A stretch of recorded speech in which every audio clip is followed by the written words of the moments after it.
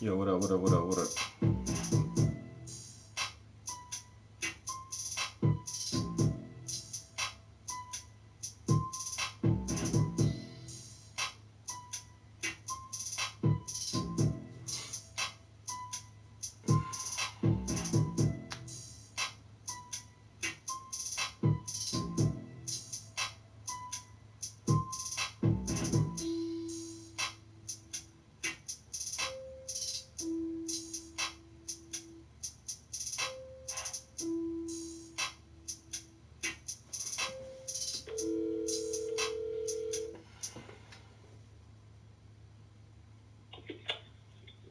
Hello?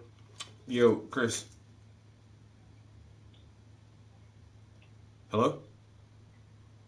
Hello, can you hear me? Yeah, can you hear me? Yeah, I can hear you. What's up, man? Chilling, chilling.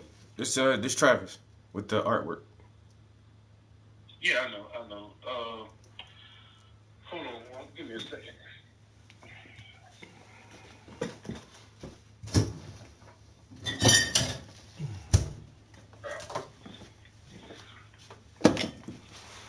So I was looking at it, and it's the. So I sent you a picture of the. I think it was a real small picture. You probably could barely see it on at the skyline. Yeah, I I couldn't. wanted to be like I don't know, like a abstract back skyline. Like, kind of like just blocked in. Yeah, let me see. Like, kind of like the old New York City graffiti style or something like that. Yeah, like that, like in a bunch of. But I want it to be outlined to where you know it's New Orleans. You know, like the Superdome. You know, still put the Superdome and stuff like that, the bridge and all that, and you'll actually know that it's New Orleans. And like let me see something. The hell.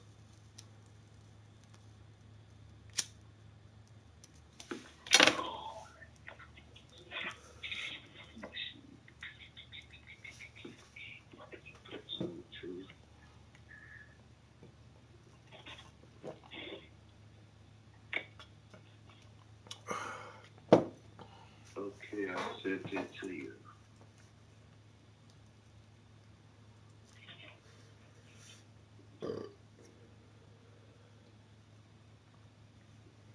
I sent it to the Instagram page.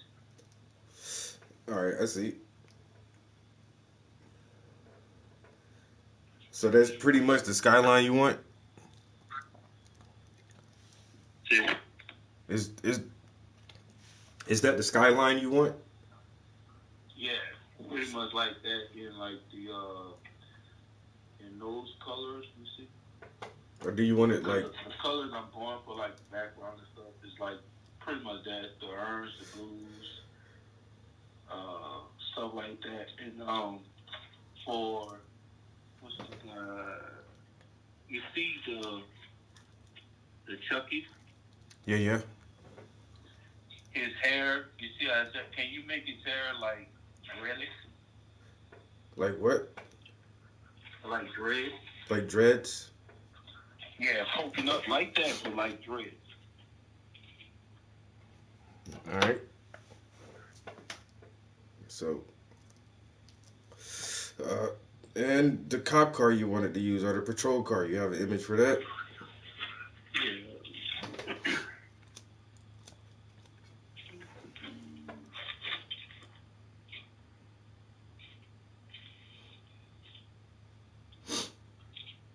All right. All right, just the Ford Explorer. Do you want it? You want it unmarked like that, or do you want it tagged up with police stickers? Or Nope, they could say unmarked just like that. Uh, just have, I guess, I don't know if you can, let me see if I could put it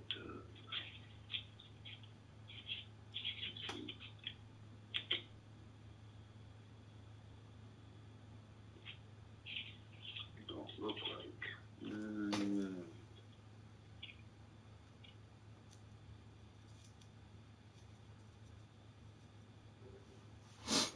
Yeah, you can leave it a month like that. I don't think it would look good. What you think? You say what now? I say I don't think it will look good marked. Uh, Just to I mean put that's if you put that's like a plain deputy on it on the side. uh yeah, but I'm saying that's up to you. To me, it just looks like a truck. You know what I'm saying? If anybody else were to see it, it Oh, just looks like a car. They wouldn't immediately say, "Oh, that's a police cruiser." okay, well you could mark it. Yeah, But no, no, put no. This once again, this is your concept. If you feel like you don't want it marked right. and you understand what it is for your understanding, then that's cool. If you want me to mark it, I'll put some markings on it. Okay. Let me see. Okay.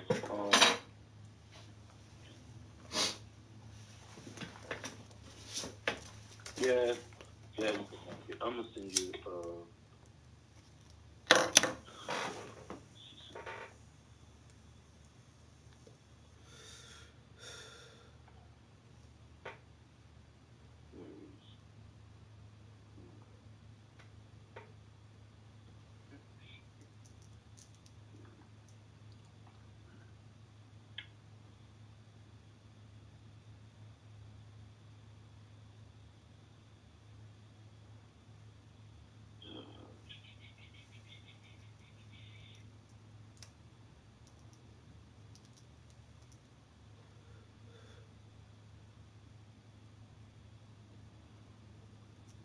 I'm gonna send you. This can go on the side of it.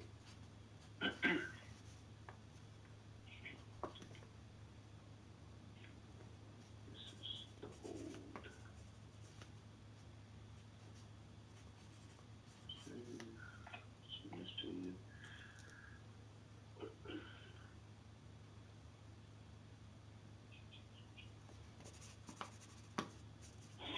You see, I just sent you something. You see that?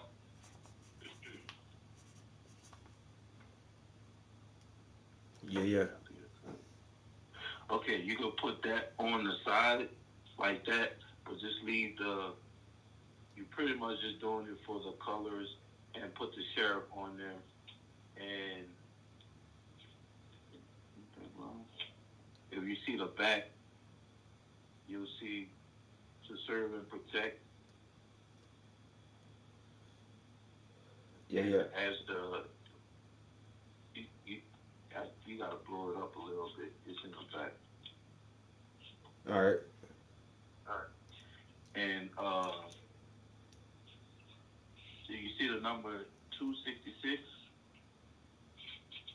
Yeah, yeah. Put 1065.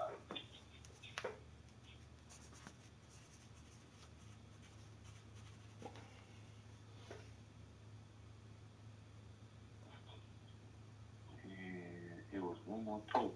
Okay, yeah. The the uniform. You see how you got them in a blue. See, you got them in a blue shirt. Yeah, yeah. Just put like a tan shirt of the color. I'm gonna show you how it is. It's like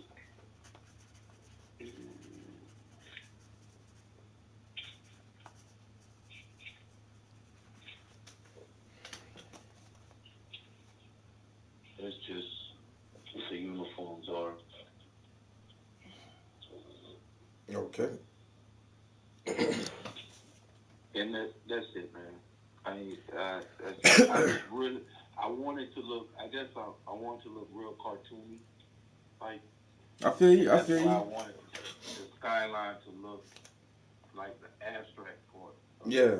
So I wrote some notes down. So you sent me the image of the skyline, and you do want it with those like radiant colors in there, like the abstract colors. You want it to look very similar to that. Yes, but I want it to be. How can I say? I want it to be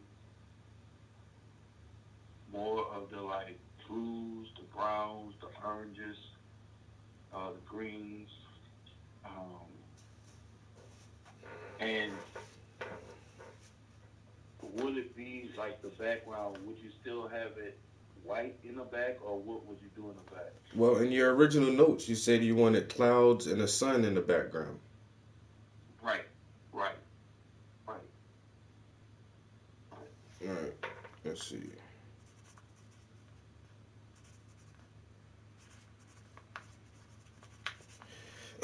All right, so these are my notes right here. We're going to change the skyline to a more stylistic graffiti type style with um, basically an abstract color scheme of blue, green, and orange. The sky behind the skyline will be uh, blue sky with clouds and the sun.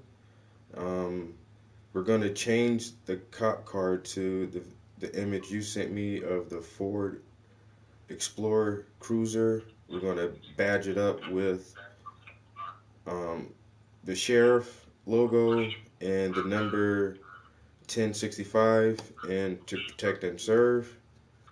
The cop shirt is going to be changed to tan, and the Chucky character has dreads. Yes. Okay.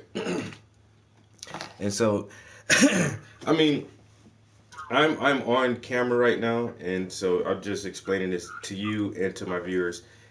This is when I charge extra, and this is why your project costs the way it does, because if someone gives me a picture of a Ford Explorer, I can look at that picture and I can just paint a Ford Explorer. But this project, there's a lot of implementation of my own creativity and my own imagination in order to help this image come to life. And so that's why projects like this cost a little bit more, because there's a little bit more time invested in it. There's a little bit more communication back and forth between me and the client and the bouncing off ideas, and so that the image does come out to where the client is pleased with it, instead of just saying, hey, paint this flower, or hey, paint a picture of my dog, and it's so these projects are fun, but they're more in depth, and that's why they cost a little bit more. But I think we're on the right track now. So I've sent you two renders. I may not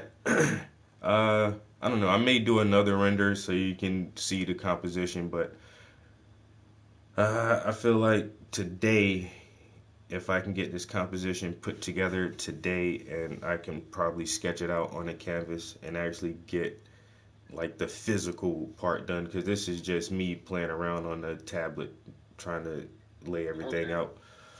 So let me so I got my good notes, and let me get back on the tablet in a while and do this layout, and I'll start, like I say, I'll start on the canvas either today or tomorrow. Okay, man, I appreciate it. And I look, I'm not trying to be a pain. Oh, no, no, no, no, no, no. What you are is a paying customer, and the customer is always right, and the customer should feel like they're getting the quality of service that they're paying for. That's all it is, bro. You don't have to apologize for that. You spend the money. When I spend money, I don't give a fuck what you say. I want what I want because I'm spending money. Simple as that. So I'm just happy we, like, as long as we can agree. That's the only thing. If we can agree, then the project can move forward. That's all. One more question for the what's called what you know how you had the water right there at the bottom part. Mm-hmm. What would you put at that bottom part? I would probably just bring the colors of the city all the way down and just kind of, Down? yeah, and just kind of fade it out a little bit. Maybe like choose one of the dominant colors. Maybe like the bottom of the canvas will be like a bluish color, and then that fades up into all the other colors of the city. Okay. Okay. That's how I'm envisioning. Like I say, I'll do a render and show you something. Okay. All right. I appreciate it, man. No problem, bro. I'll talk to you later. All right. Thanks. All right, peace. All right.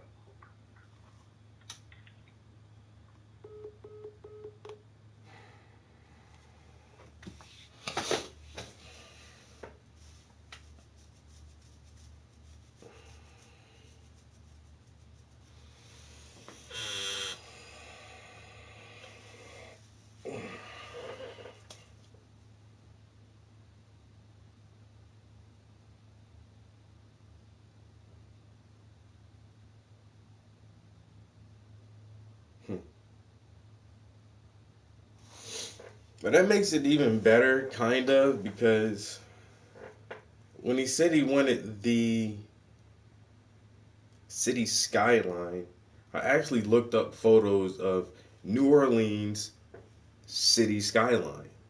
And there's tons of photographs taken from drones and helicopters and all kind of stuff. But he was like, no, I want it to look more like he wants a cartoony looking painting. And it's like, okay, so I mean, and so I was my first idea was like kind of like what I have planned for one of my projects, where it's a very, detailed, realistic looking image with cartoon styled overlays on it. And so I thought he would, when he said a city skyline, so I had a real photo of the city skyline, and I had the cartoon characters on top of a real photo. But he's like, no, no, no, no. I don't want the city skyline to look real. I want it to look like blocky, like a cutout cartoon style, but have features the dome and the bridge so that you know it's New Orleans. So now that takes away a lot of time. A lot of time. If I can just draw buildings and squares and make it more stylized and not so realistic, like that's gonna save a lot of time. I really thought I was gonna have to like paint a whole city background.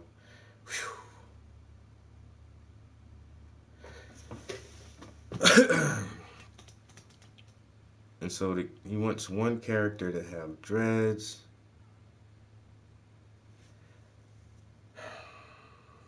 Um, and then another thing, he wants it on a bigger canvas too. So,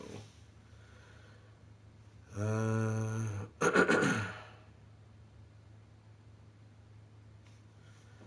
don't know. It's definitely different. This is definitely some different shit, yo.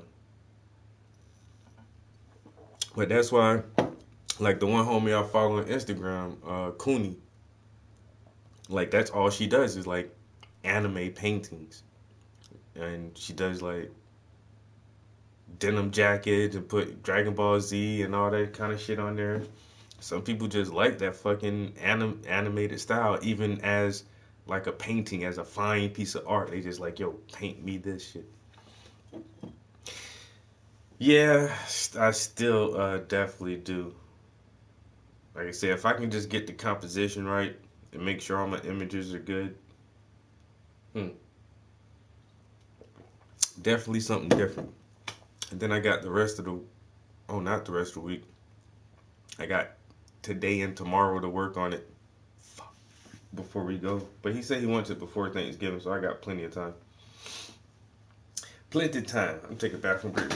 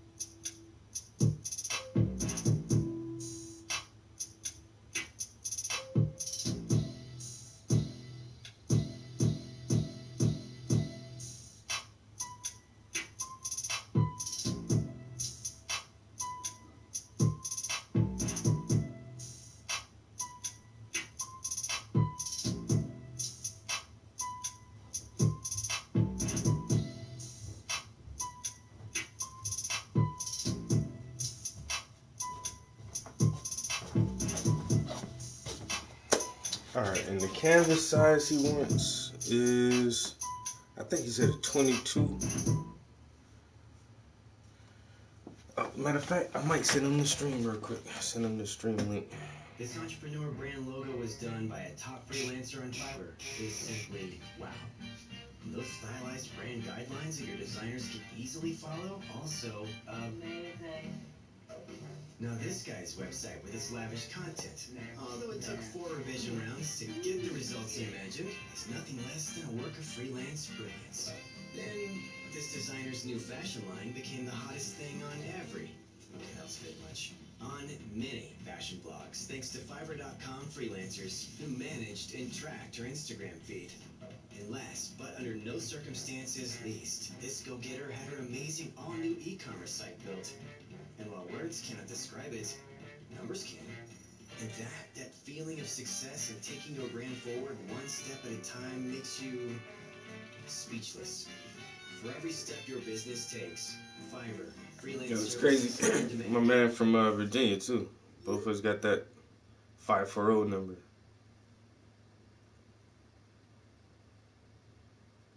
One evening, Let's go, Walter. sun went down. After you. Alright.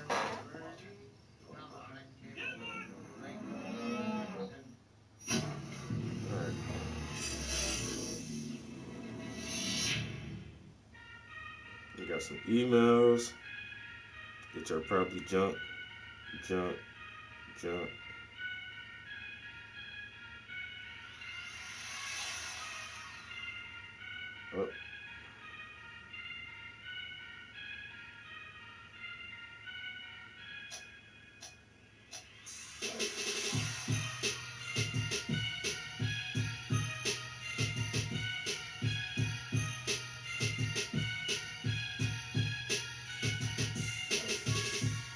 I don't see no message. Alright.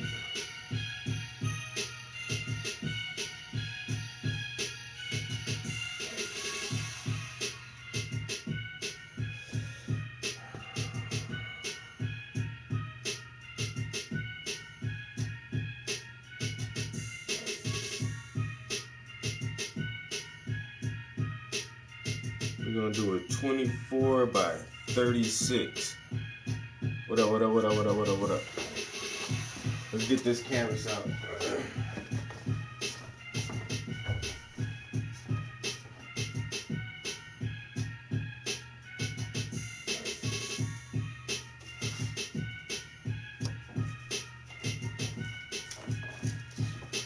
So this is actually one of my favorite sizes to work with. I do a lot of art on this, on a 24 by 36. It's a little bit larger than my standard size canvas, but like I say, it's actually what I'm working on right now.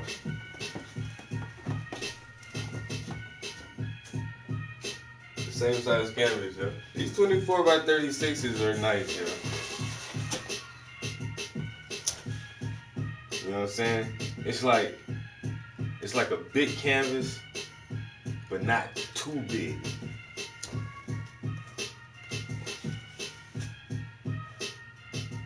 So this one is gonna go this way.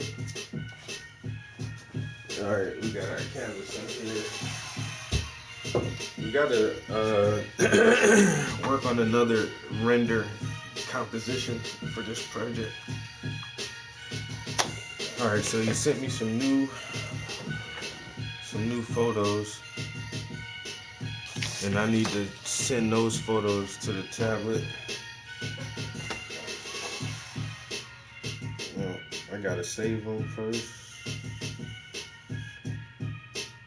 All right, let's save this.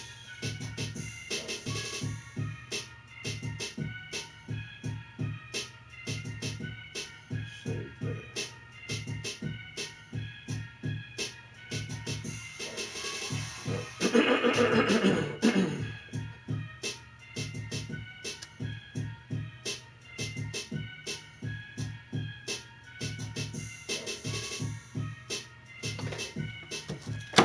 Baller.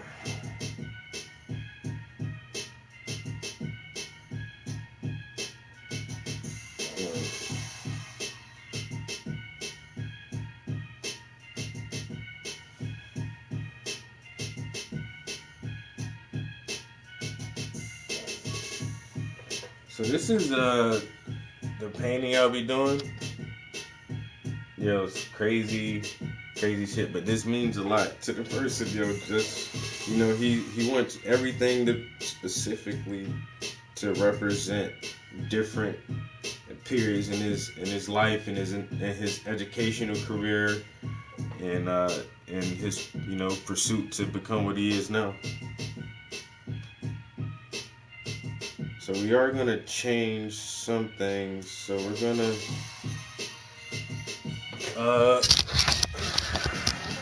like I said, man, I gotta get better with this program because it's so dope and there's so much you can do with it.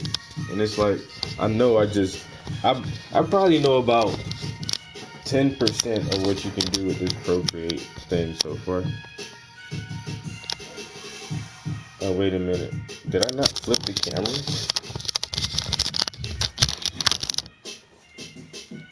I just realized that.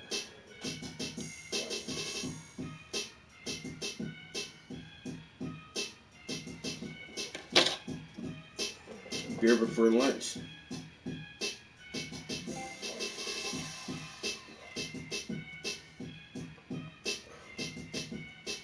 It's a cider. It's not beer. It's not really beer.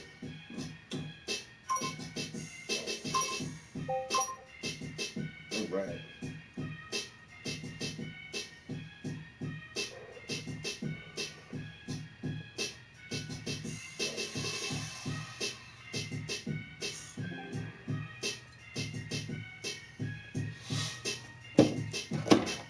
Oh shit.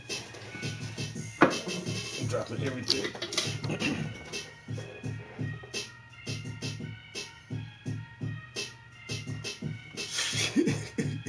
Yo, I'm definitely gonna eat in a little while, yo. It's almost 12 though. I figure I have a little adult beverage. Have a little light adult beverage.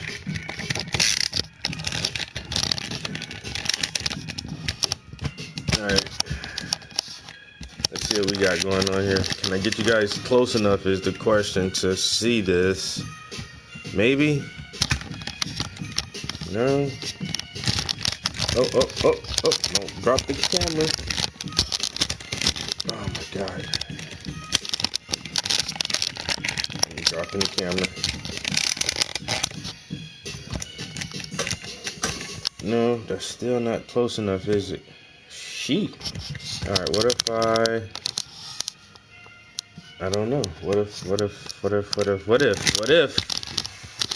if was a fifth, nigga, we all be drunk. What if, to the snizzle, I might figure something out.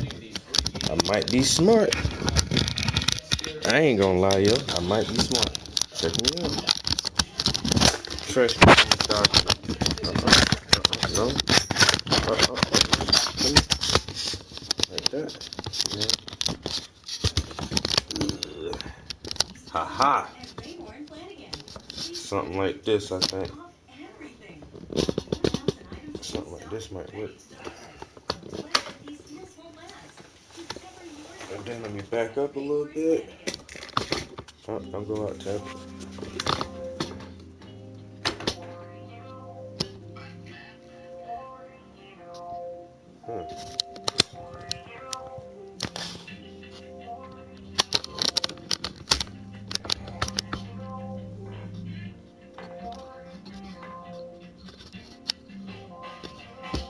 Man, look. This thing might not be perfect, but... Oh, shit. Hold on, I'm gonna pick y'all up in 1 second. Calm down. I'll pick y'all up in 1 second.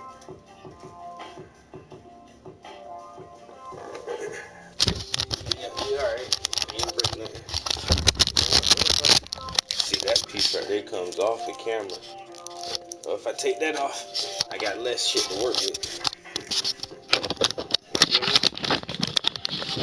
Then with less stuff to work with, I can do it like that. And then, if I can just swing it back around. Oh, now you guys are upside down. So let me... Almost. Oh.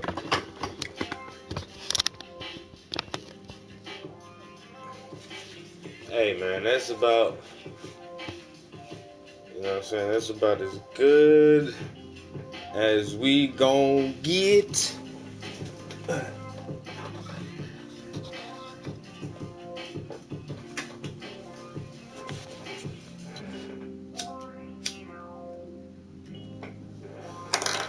Alright, so what we want to do is you want to take this thing off right here. So we don't need that. Actually, we don't want that in there at all. We don't want that in there at all. Take both of them out. Okay, so now we're gonna go ahead. We're gonna add. We're gonna insert a photo. What if this was the day?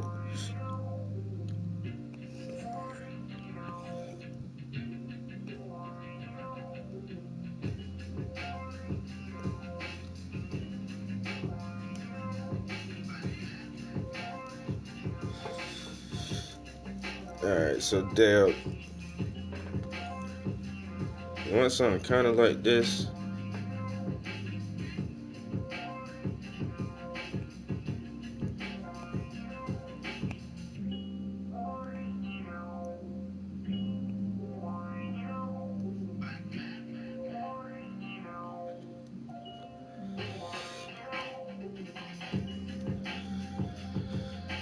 But then we gotta do. Let's see. We want. Goddamn.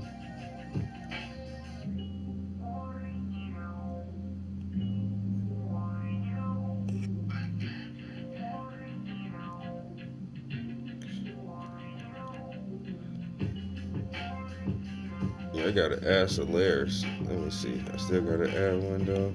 Add this layer. Let's get this color. Something like this.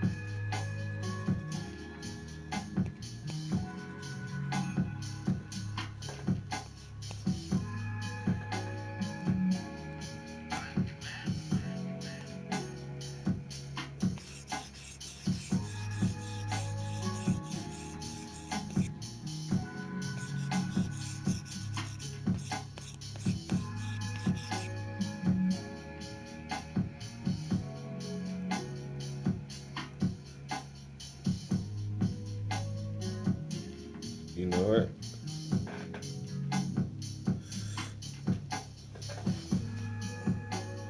Yeah. Got on the sweet socks today.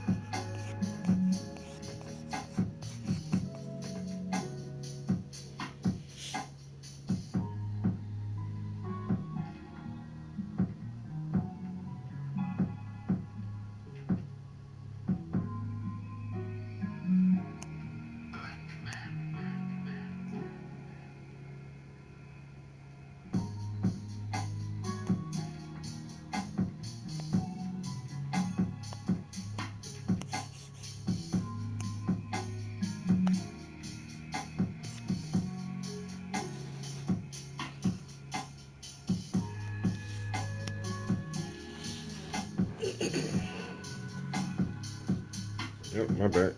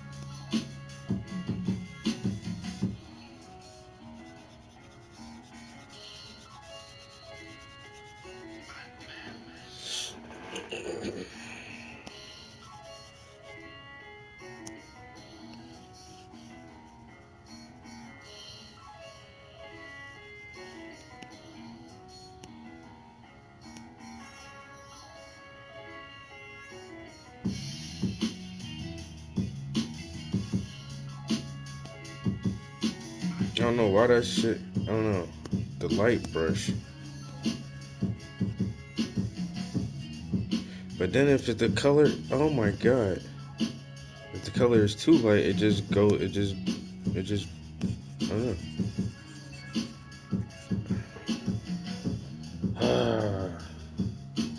I can't get this thing to do what I want it to do, yeah.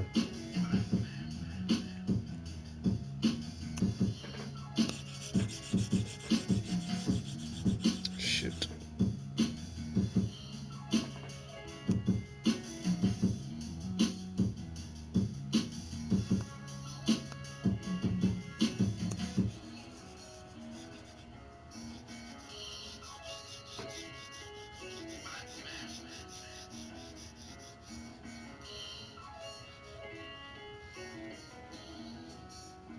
Wait a minute.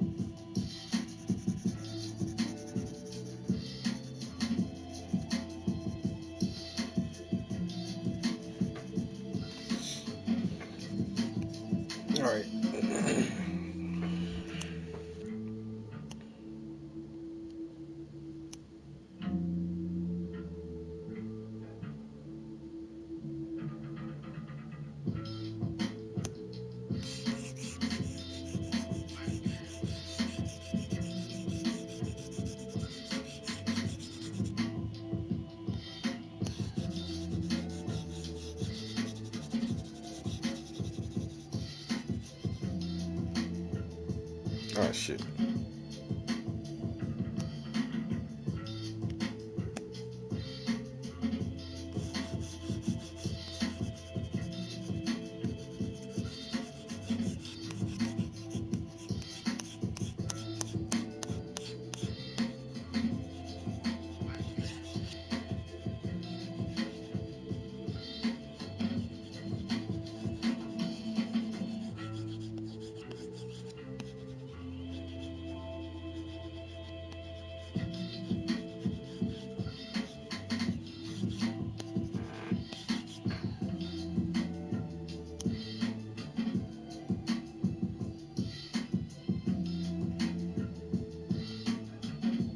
Oh yeah, this a iPad and with Procreate.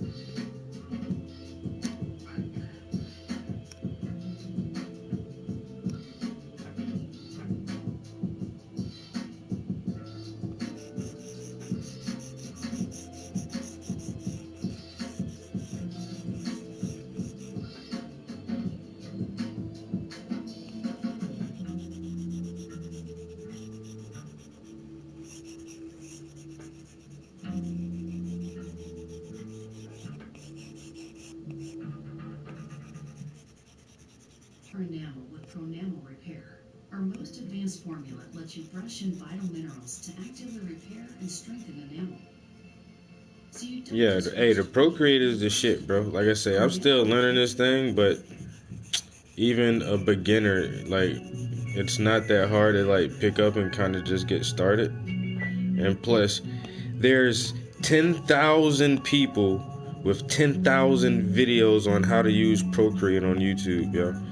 Just watch some instructions, and then some people do tutorials and just sit down and like they'll show you how to draw shit step by step and what brushes they use and how to get the color palette how you want it.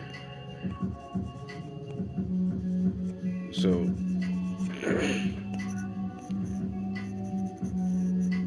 I say I try to watch tutorials all the time. And yesterday I just followed like a Instagram page dedicated to Procreate art and like instructionals on Procreate. And then it's dope as shit, bro. This shit only costs like $10 or some shit, bro. For a program like this, for fucking $10, like, psh, come on, man. You can do anything on here.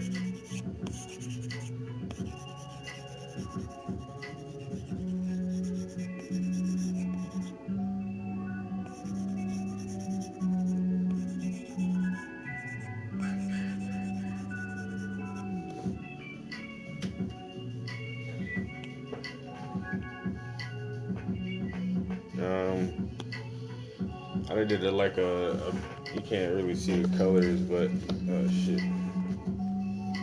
I did a bunch of logos on this thing so far.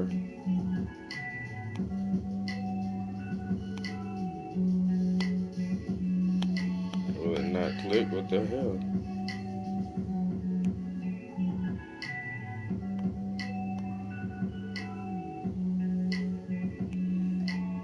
And all this stuff is like so easy right here to do, yo.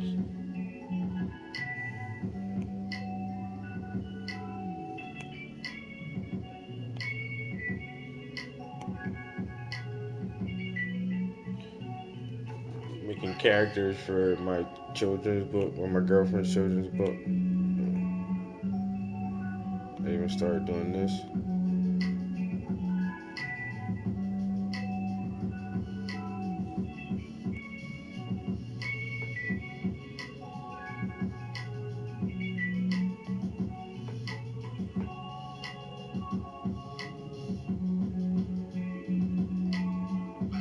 Yo, what happened to my... Oh my god. I don't know how I deleted my Joan, but I had an animation up here, yo.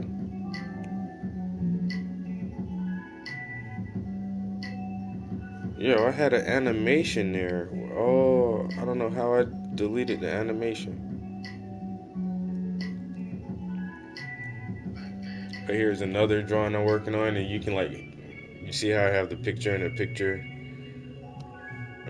Actually, so there's a guy here with like some fucking hazmat helmet and shit. So I've been working on this for a while. Just trying to like do my blending. Trying to make the blending on the clothes look nice. And then using different texture brushes, like on the ground and shit.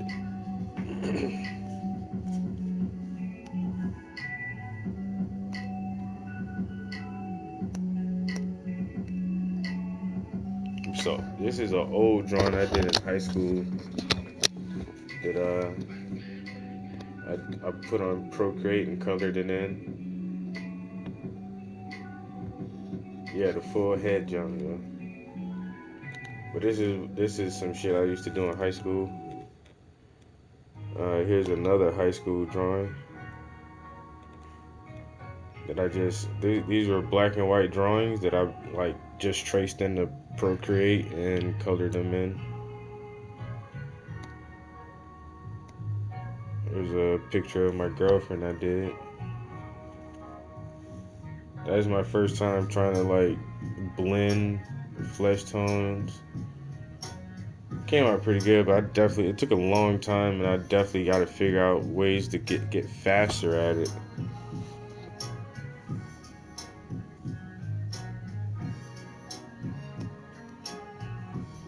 A little design I came up with. Instead of new ports, it says new support. Got them new supports for you, boy. Another little drawing I did. Like, this shit is dope, man. You can do all kind of stuff here. You got different folders, and in this folder is like just some other logos and simple things that I've done.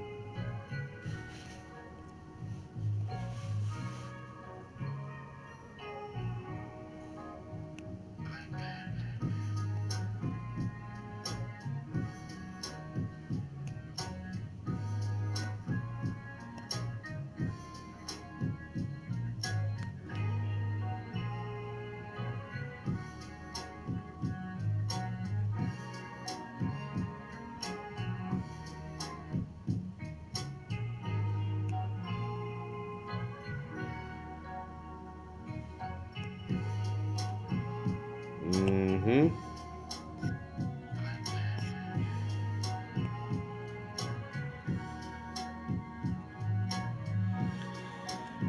Alright, so I'll show this to the guy and see if he likes it. Where's my phone at?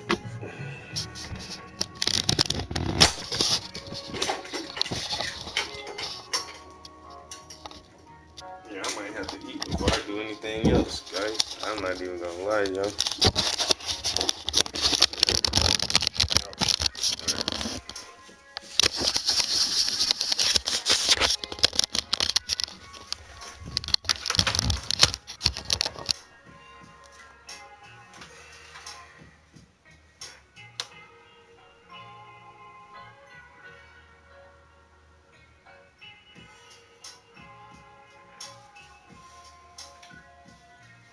Oh, I didn't change the car.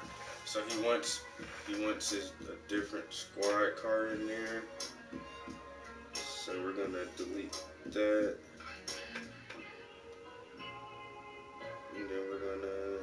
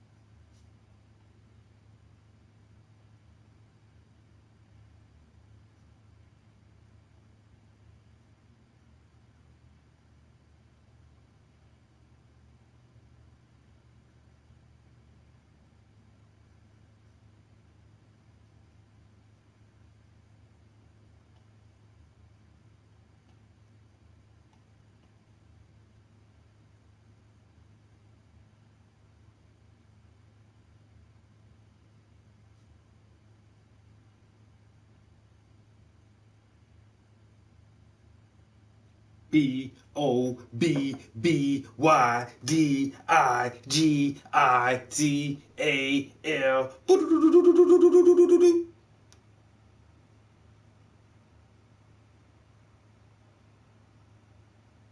Cause you ain't shit, your mama ain't shit, your sister ain't shit.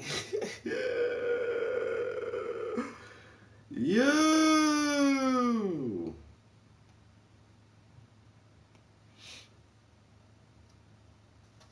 The digital. The digital.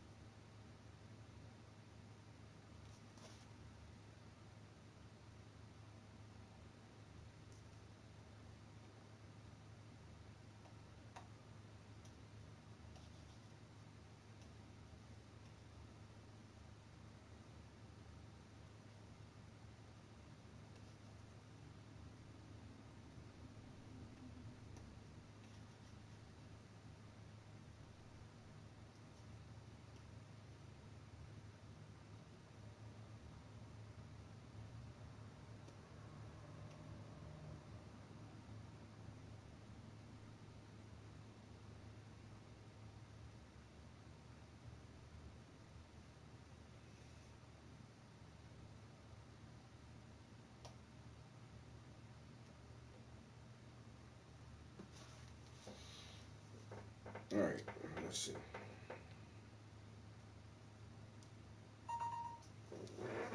All right, that's better.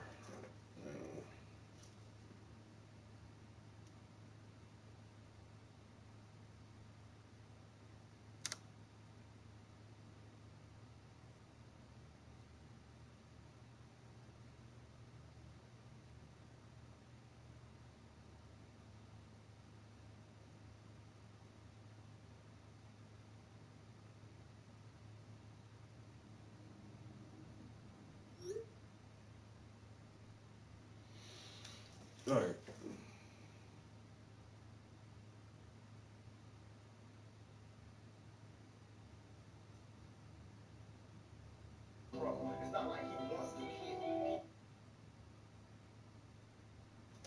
Um, been here for an hour. So I have been working. I did some another mock-up of a painting that a client wants. So hopefully this is the last rendition. Um, yeah. So we got that knocked out. So feeling productive right there. And so depending on how he feels about that, where's the off?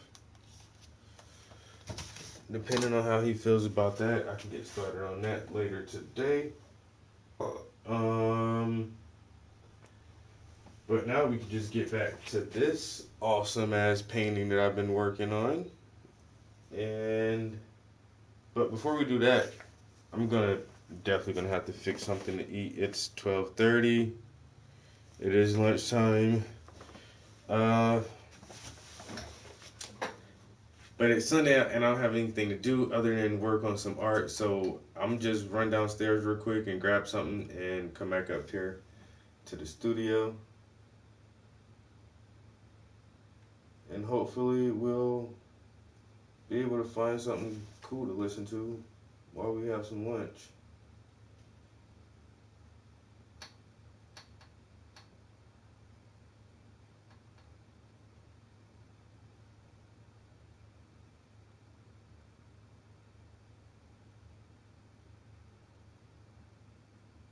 Hmm.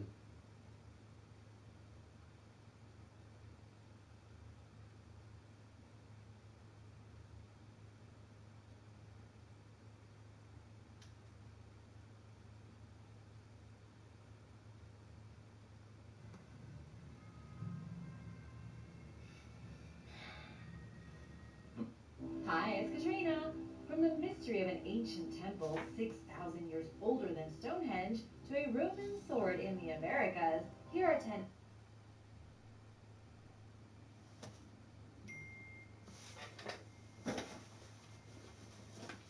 Yo, swear to God, I ain't art in the dark, bro. I don't know why I ain't see them comments, bro.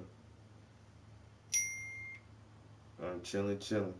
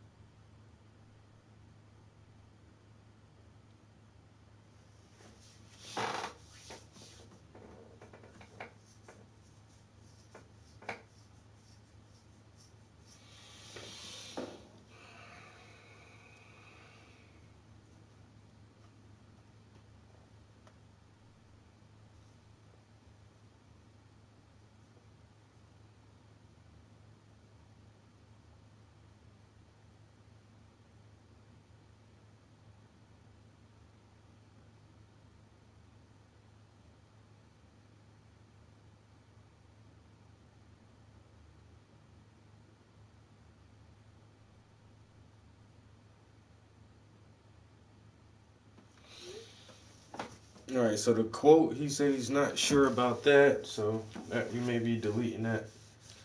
All right, well, let me go grab some food real quick. I'll be right back, guys.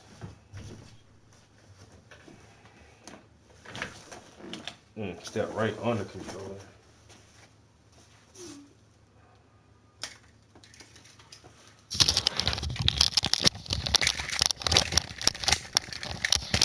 Okay, y'all can just admire my handiwork and my absence.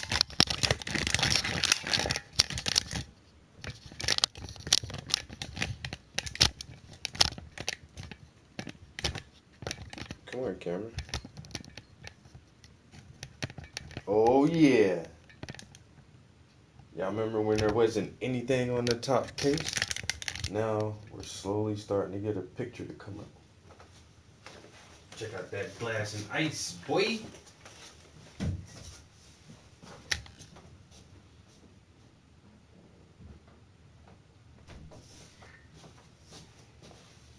Don't worry, guys. I heard it as soon as I left out. Don't worry. I came right back. Stay still, camera. Don't move.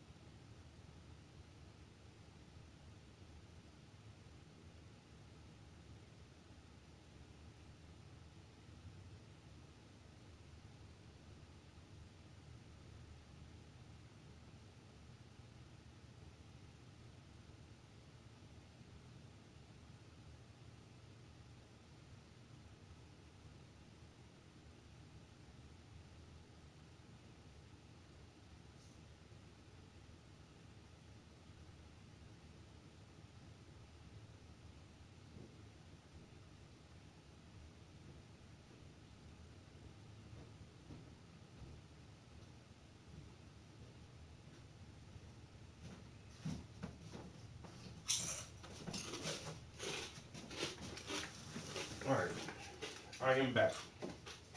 I don't know how long that took, but it didn't seem like a long time for me.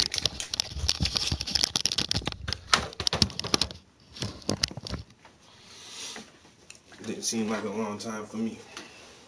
So, and I got me a double cheeseburger, some pickles, well, a pickle, and some chips. Mm-mm.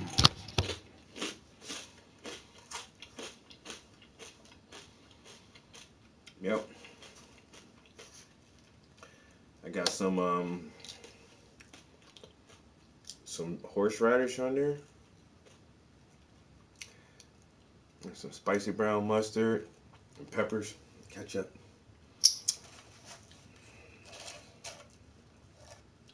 Should probably be blessing. Mm-hmm.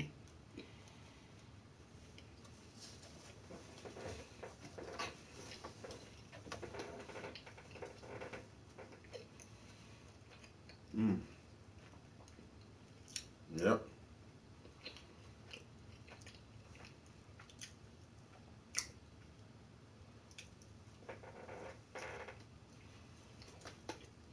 Mm.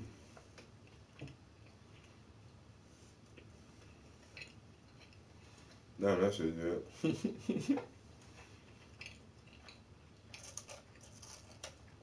Well,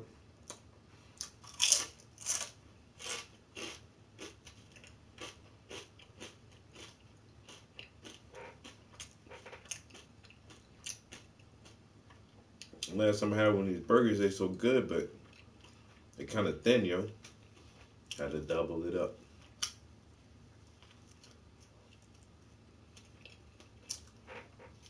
Mm.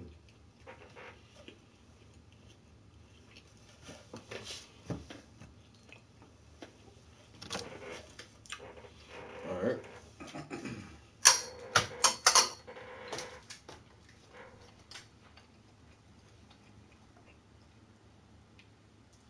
Amazing discoveries that could rewrite history.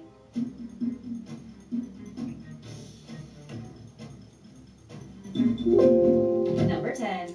Göbekli Tepe. The temple complex of Göbekli Tepe in Turkey is a prehistoric marvel of humanity. This sacred place was constructed 11,500 years ago by hunter-gatherers in what could be the first temple and religious center used by humans anywhere on the planet. To give you an idea of how significant it is, Göbekli Tepe was erected 6,000 years before Stonehenge, and new discoveries at the site are changing the way we view the rise of civilization. The megaliths here were built and arranged by prehistoric people that did not yet have metal tools or even pottery. Thanks to new research, it seems that the ancient... That's crazy. Because every time they say hunter-gatherers, all right. Before there was agriculture,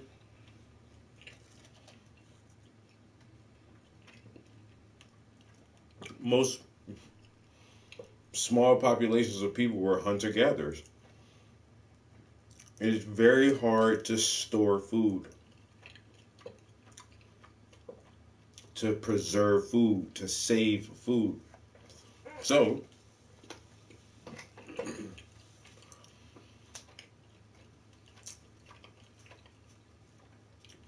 before drying techniques or dehydrating techniques or salting techniques that would preserve food or chilling techniques, if you keep food cool enough, some Indian tribes just dug holes deep in the ground. The deeper you dig, the cooler the earth is, and you can put shit in the ground and keep it cool for a while. But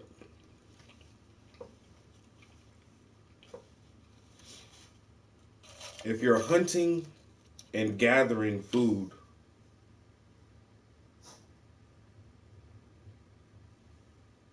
what is it, boo?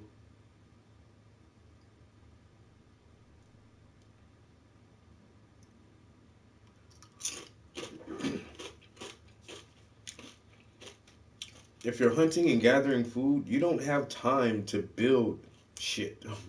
Not any uh, sh- structure of substantial size and merit. Not like a whole fucking temple complex. Uh, I mean, just a single work day on a site like that, motherfuckers probably work half the damn day. If you're working half of the day, you don't have time to hunt and gather food. You can't be a hunter-gatherer and a goddamn builder.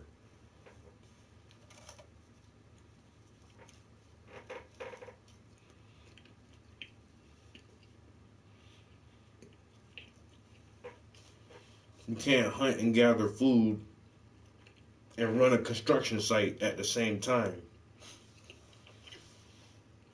It don't work like that.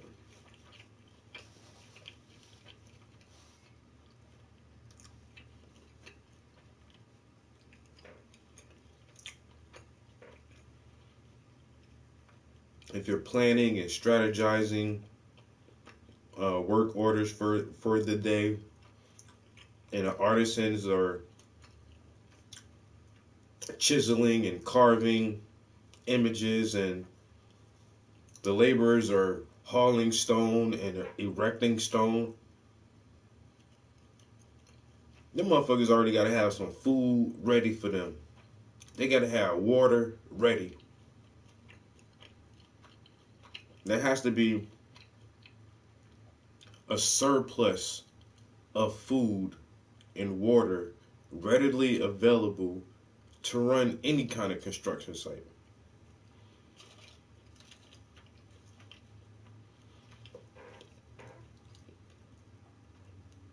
Cause what? Cause hard labor make motherfuckers hungry and thirsty. Once again, you can't do construction work like that and still be a hunter-gatherer. I don't see why they still try to push that narrative that hunter-gatherers built Göbekli Tepe and Stonehenge and all this other shit.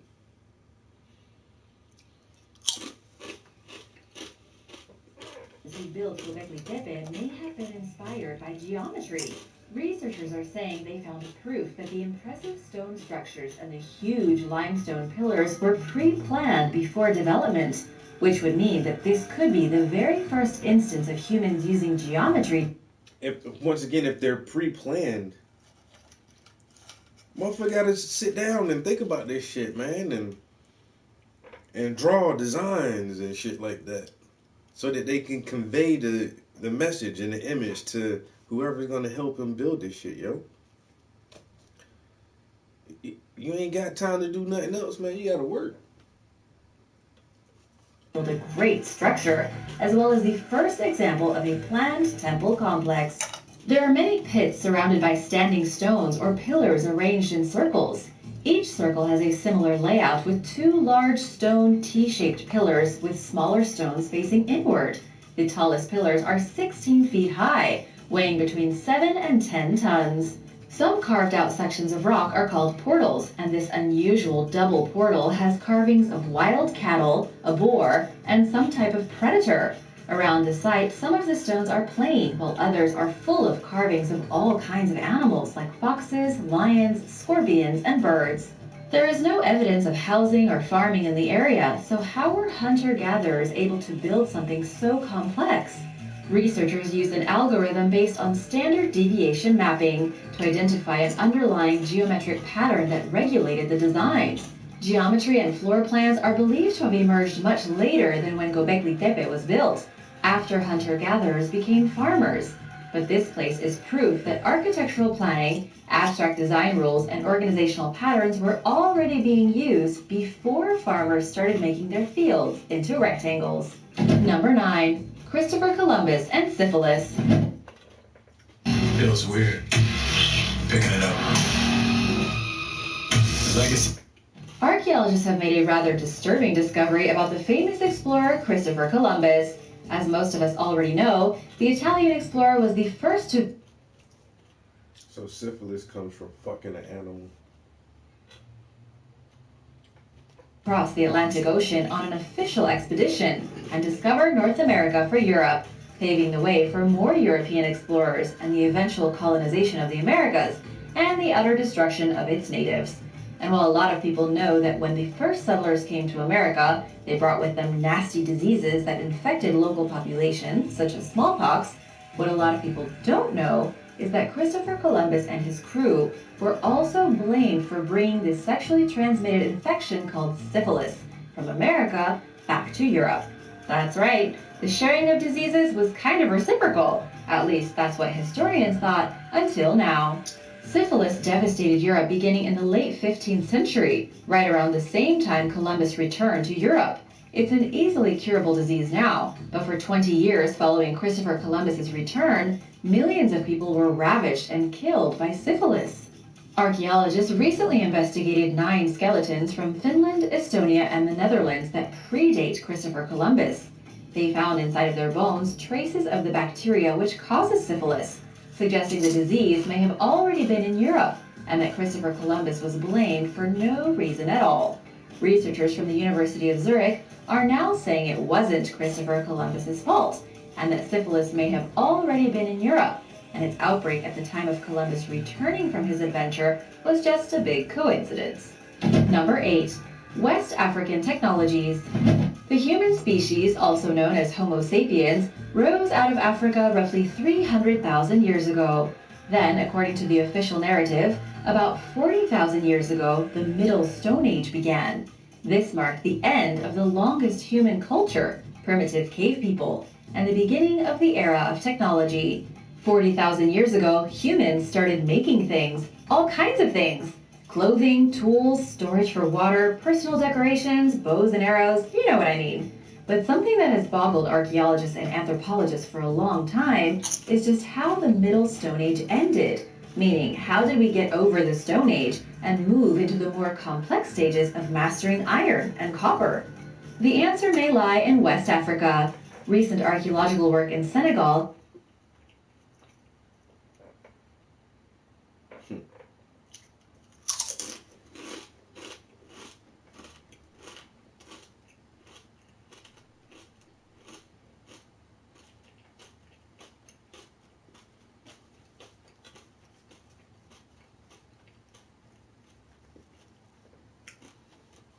So that shit has always fascinated me. The end of the Stone Age. And basically, the beginning of the Bronze Age. And so, my question has always been, what was the first culture to understand the smelting process of taking ore or rocks, basically, and heating the rocks up so hot that they melt, and then you can shape that shit into something else?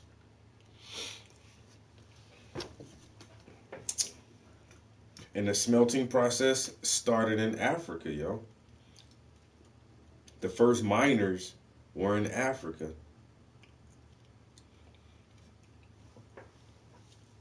The first concept and idea of mining for ore and smelting in order to make tools, that shit come out of West Africa.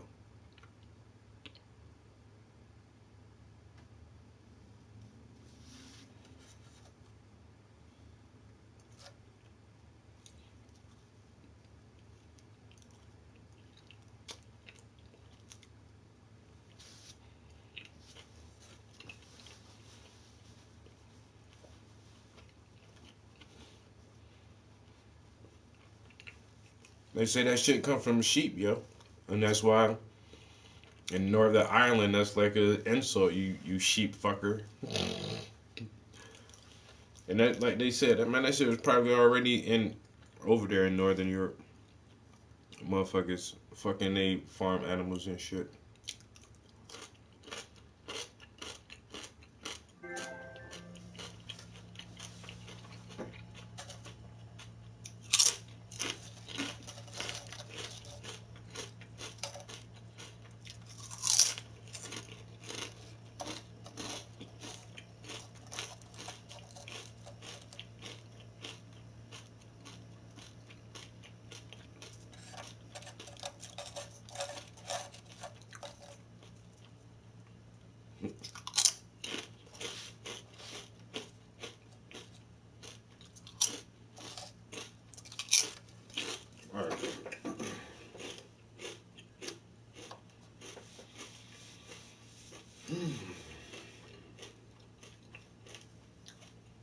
Ate all my food.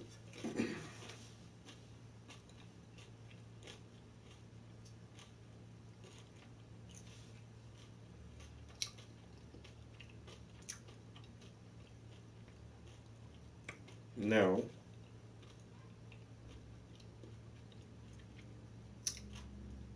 back to the painting.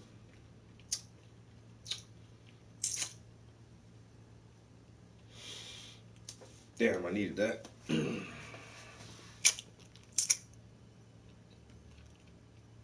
Yep.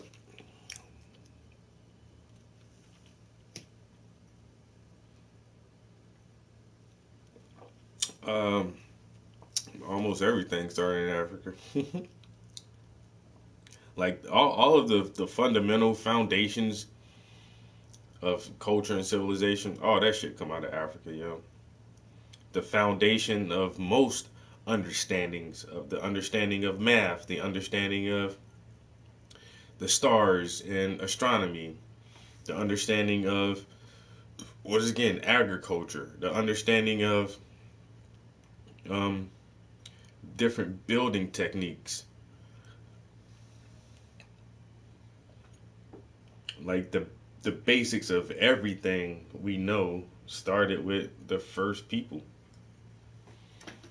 You know?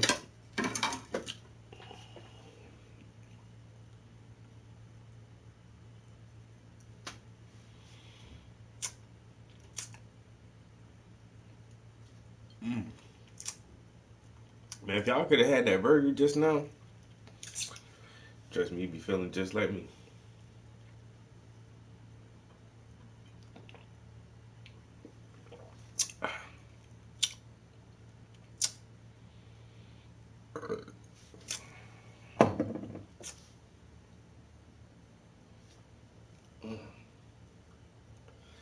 Trying not to let this itis win real quick, but the force is strong.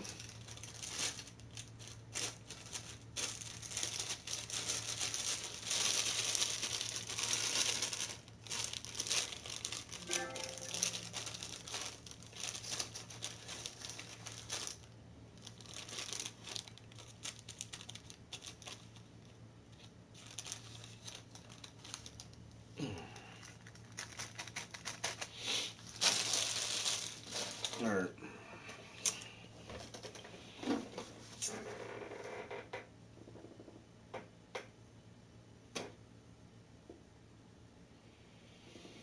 Gotta regain my composure real quick.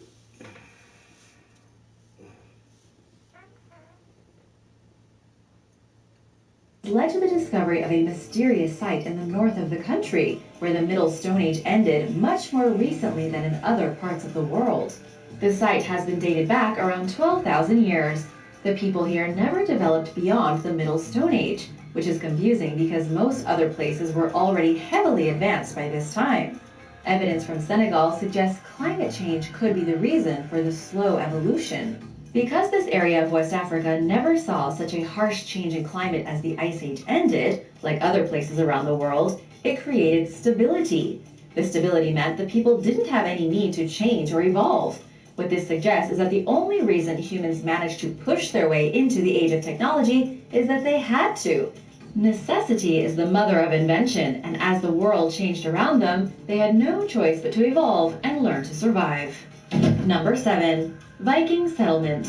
Archaeologists may have just discovered a Viking settlement in North America. A team of researchers from the University of Alabama at Birmingham, along with several other archaeologists, believe they have found evidence of a second Viking site in the Western Hemisphere. If proved correct, it would be the first Viking settlement found in over 50 years. The discovery was made thanks to satellite image analysis and a handful of preliminary excavations. This happened at Point Rose in Newfoundland, Canada. Oddly enough, the first Viking settlement, which has been proven real for decades, is also located in Newfoundland. The first Viking site is called L'Anse aux Meadows. The buildings here date back 1,000 years, way before Christopher Columbus ever arrived to the Caribbean and the British to the east coast of North America. If this newest site is proven legit, it will prove that the Vikings may have actually spread out across Newfoundland, trying to set up some kind of larger, more permanent site.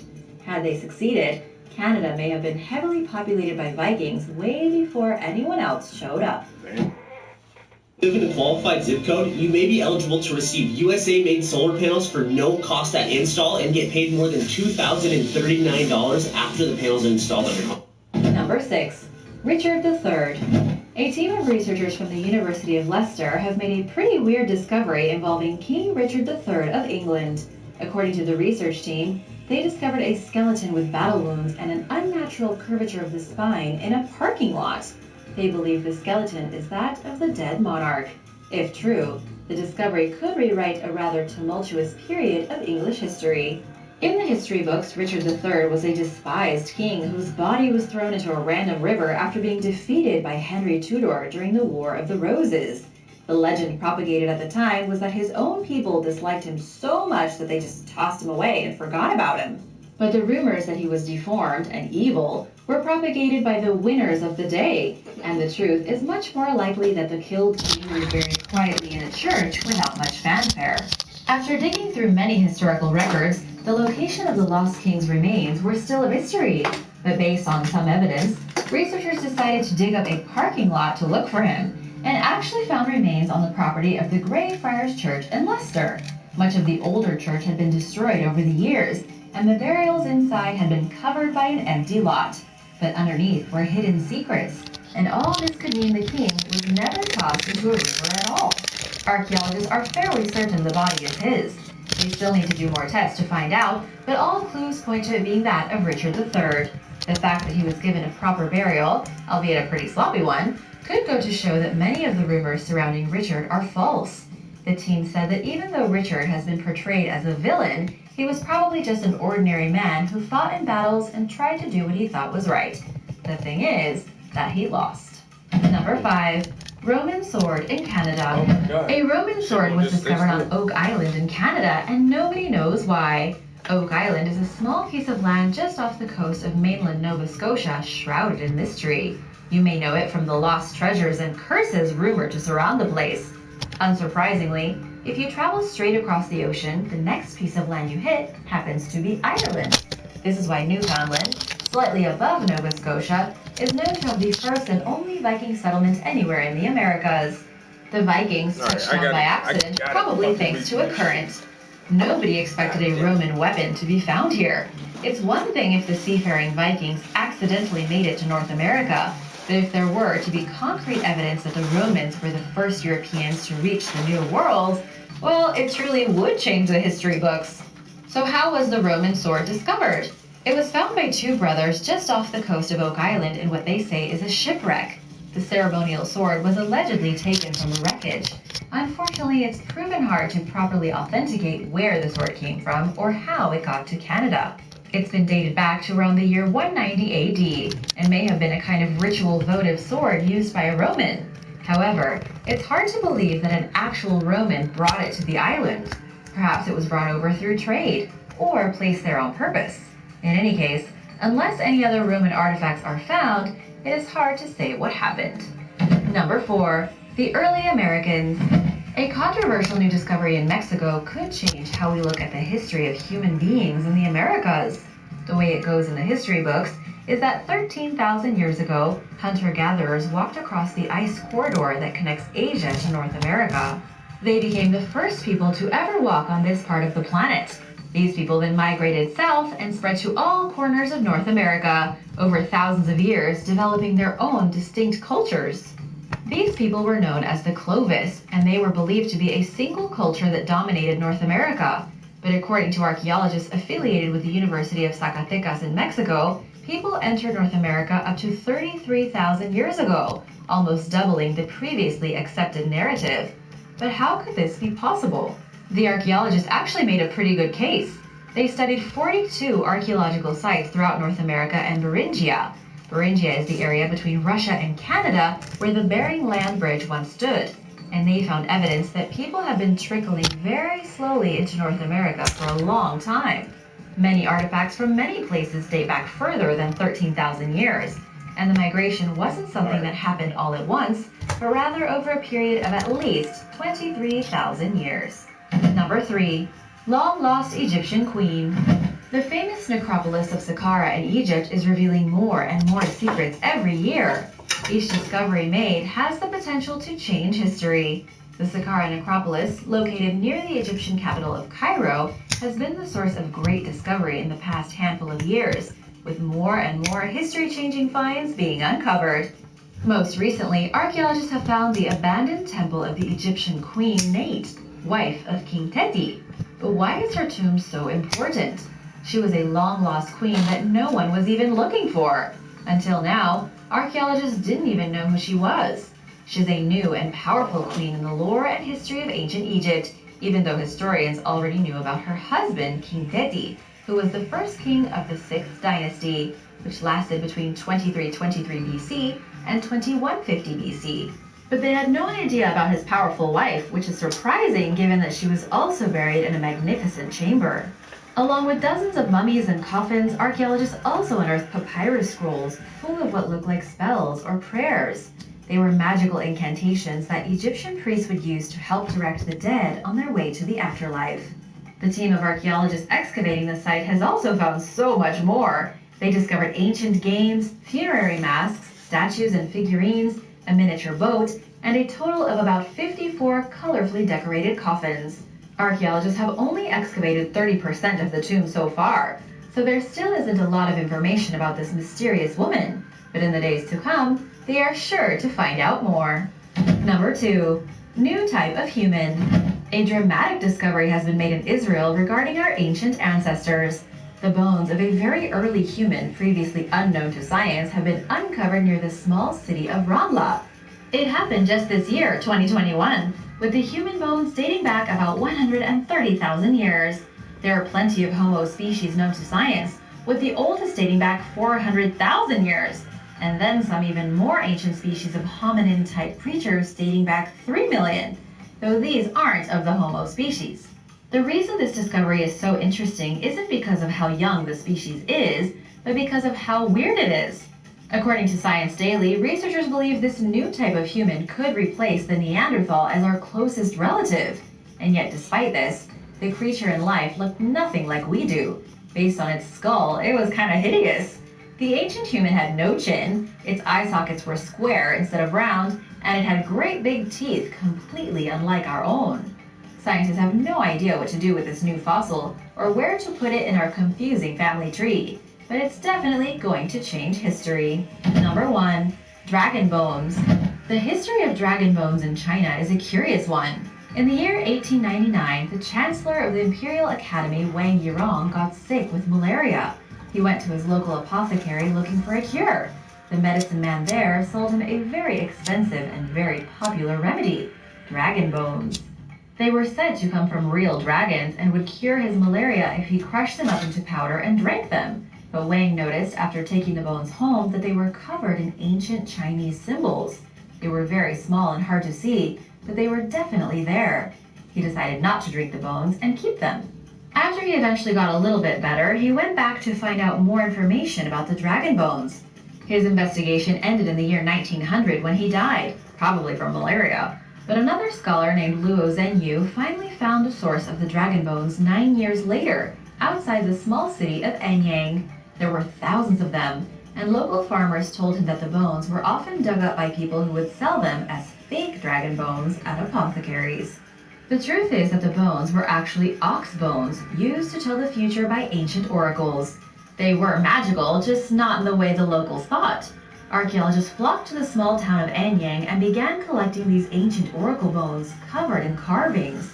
Oracles had used the bones to try and predict the future, and to do this, they wrote the date of the question asked, the name of the person asking the question, what the question was, and the result of their prophecy. This gave historians a unique look into the past and changed the way they saw ancient Chinese society. The oracle bones are a window that allows us to look into the past as they were trying to predict the future. Pretty cool, huh? Thanks for watching. Remember to subscribe if you haven't already, and I'll see you soon. Bye!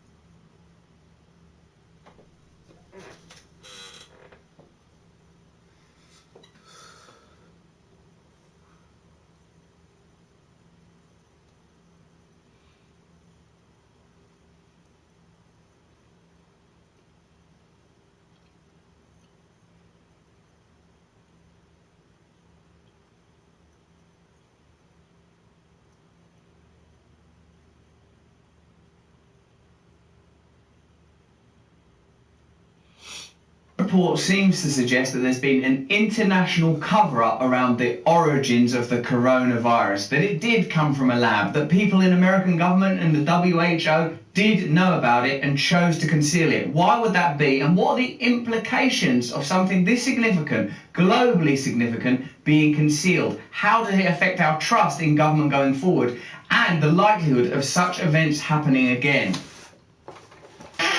The headline in the Washington Post in an article by Josh Rogan is new congressional report says COVID-19 likely emerged in Wuhan months earlier than originally thought. That's weird, isn't it?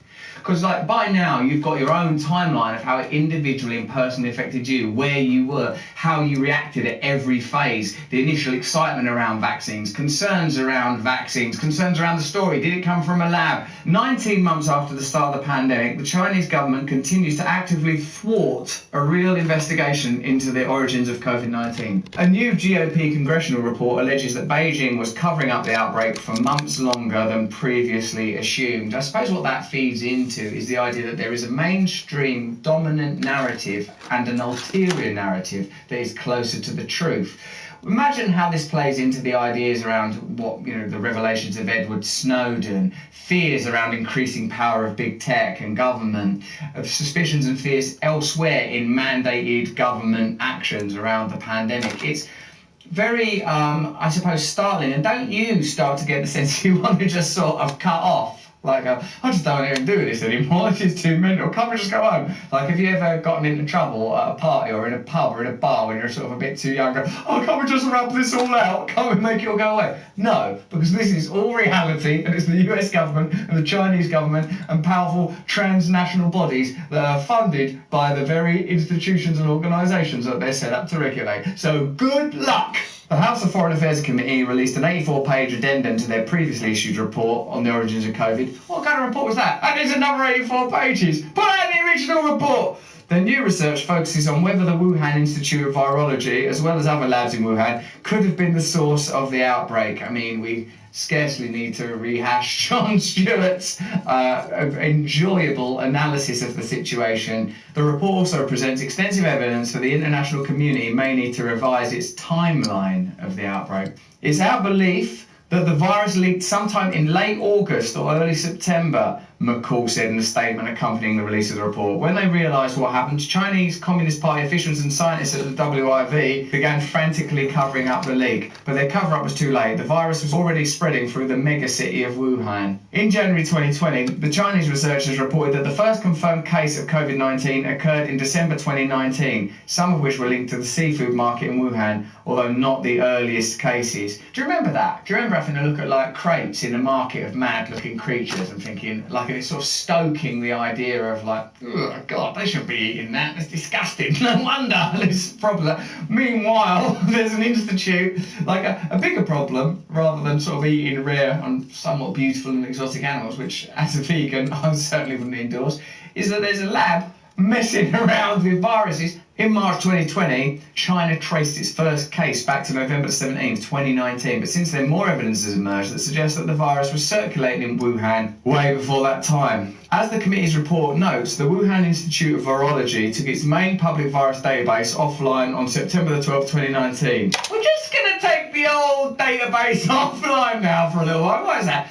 Nothing really. Couple of months, you'll find out. Watch this space. You ain't seen me, right? Dozens of athletes from several countries who attended the 2019 Military World Games in Wuhan in late October reported they came down with a COVID-like illness while they were in Wuhan. Although they wouldn't have described it as that at the time. This is a COVID-like illness. The committee report also references commercially available satellite imagery that shows significantly increased activity at the 6 Wuhan hospitals closest to the Wuhan Institute of Virology in September and October of 2019. It's not a very transparent situation we're dealing with, is it? The whole thing has got an element of play, deception, espionage that isn't very helpful when you have to persuade a global population to do different stuff, invasive stuff, change their attitude and perspectives. It's hard to get beyond that when approaching this subject. So what? So they took that stuff offline. The way the American government finds out what's true is by looking at satellite imaging. Like, I don't want to sound terribly naive. I understand what geopolitics is and that there are all sorts of competing interests when you're dealing with superpowers.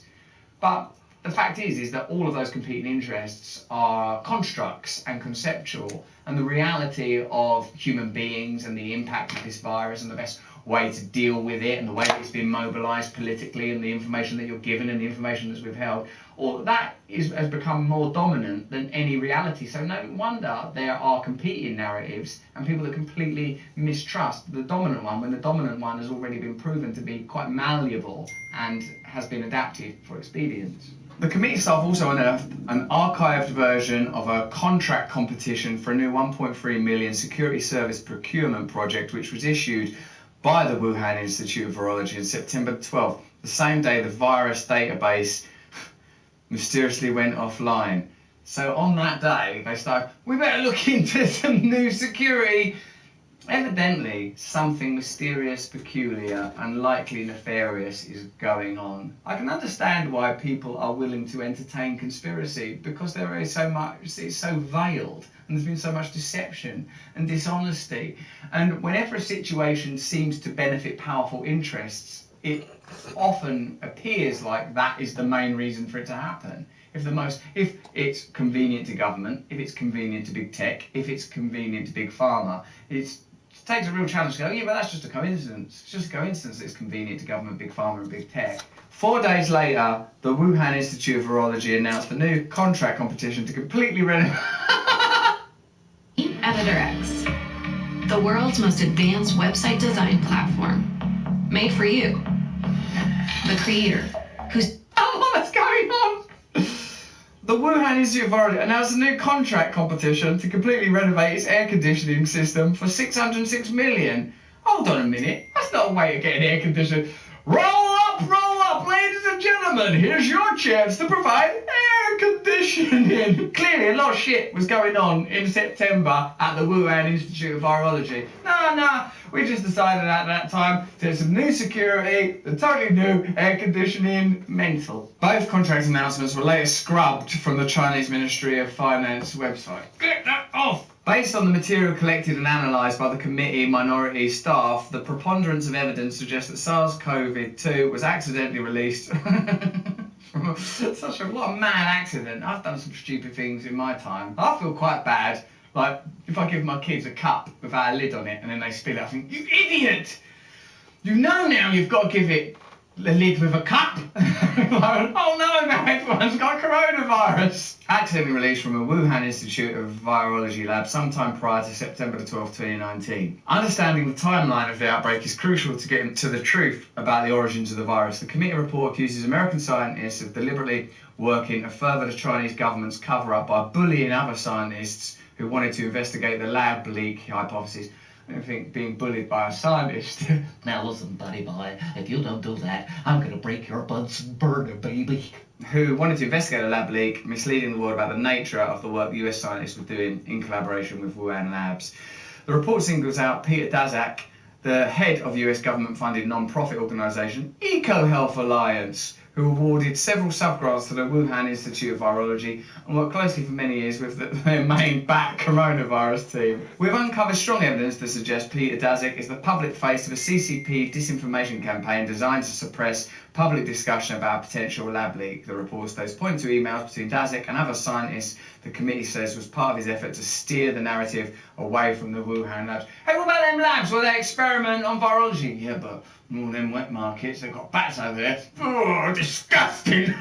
Daszak was on the World Health Organization's study mission to China, which declared the lab leak hypothesis extremely unlikely. What's the point of having a study mission if you put people in the mission that have got vested interest? WHO Director General Tedros Adhanom Ghebreyesus later admitted that its team did not properly investigate the possibility of a lab accident origin and that more work needed to be done. What kind of mission is this? Right, we're going. What should we do? Just pop down the market, then make an announcement. And the Institute of Virology? Oh, no, just have another look at the bats, I think. The Lancet Commission on COVID-19 removed Daszak from its team. Daszak, you can't rely on you. Get out. I'm not in this. No, come on. Let's get back down those wet markets. I'm sure I can crack it this time. No, we're going to really focus on the lab after Daszak filed an updated conflict of interest statement about his collaboration with the Wuhan labs. You know, thinking about it, I shouldn't have ever been in that committee because I actually earn money from that. Does that affect? And I also hate bats and wet markets. The new GOP congressional report contains no smoking guns that will settle the debate, but presents a convincing case that a lab leak theory must be investigated thoroughly without investigating the Wuhan labs. It's getting so close to saying Wu-Tang Clan now. It's ridiculous, isn't it? Wuhan labs and all US collaboration with them. There's no way to claim that we've done our best to learn how the pandemic started so we can prevent the next one. Uncovering the truth is crucial to our national security and our public health. And I would add to that, to our sense of trust and the idea of transparency, which, let's face it now, is so eroded and so abstract. We just live with and accept that you can't trust the government, that it's normal. Most people now just can't even be bothered.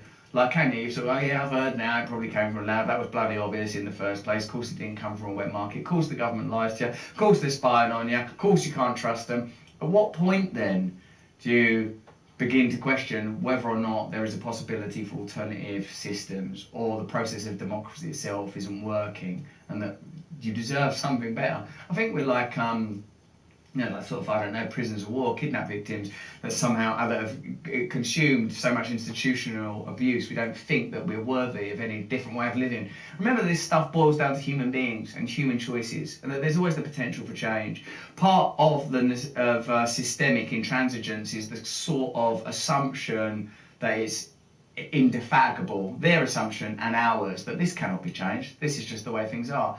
The way to overthrow that is to begin with, well, you know, we can change reality whenever we want to. We can completely reorganise it, first through non-cooperation with the existing systems, and through the concurrent focus on creating new ideas, or at least investigating existing ideas to see how they could be differently mobilised, incorporating our understanding of technology and reality. And then when undertaking that task, recognising that what we're competing with, on the basis of this story alone, is a bunch of jackasses. Anyway, look, I hope you enjoyed this video. If you did, why don't you comment below, and please become a subscriber. Share this stuff around if you don't mind. And if you like my stuff, subscribe to my mailing list over at russellbrand.com. We'll update you, we'll get you, I do live shows, I do loads and loads of stuff. If you want, you can listen to my podcast, Under the Skin. I do one every week. It's on a network called Luminary, and you can get it off Apple. Also there, I do a thing called Above the Noise. If you need to meditate now, or need to focus on your well-being, watch this video on my side channel, which you should also subscribe to. And if you like this kind of stuff, watch this video, which is along these lines. Thanks very much. Stay with us.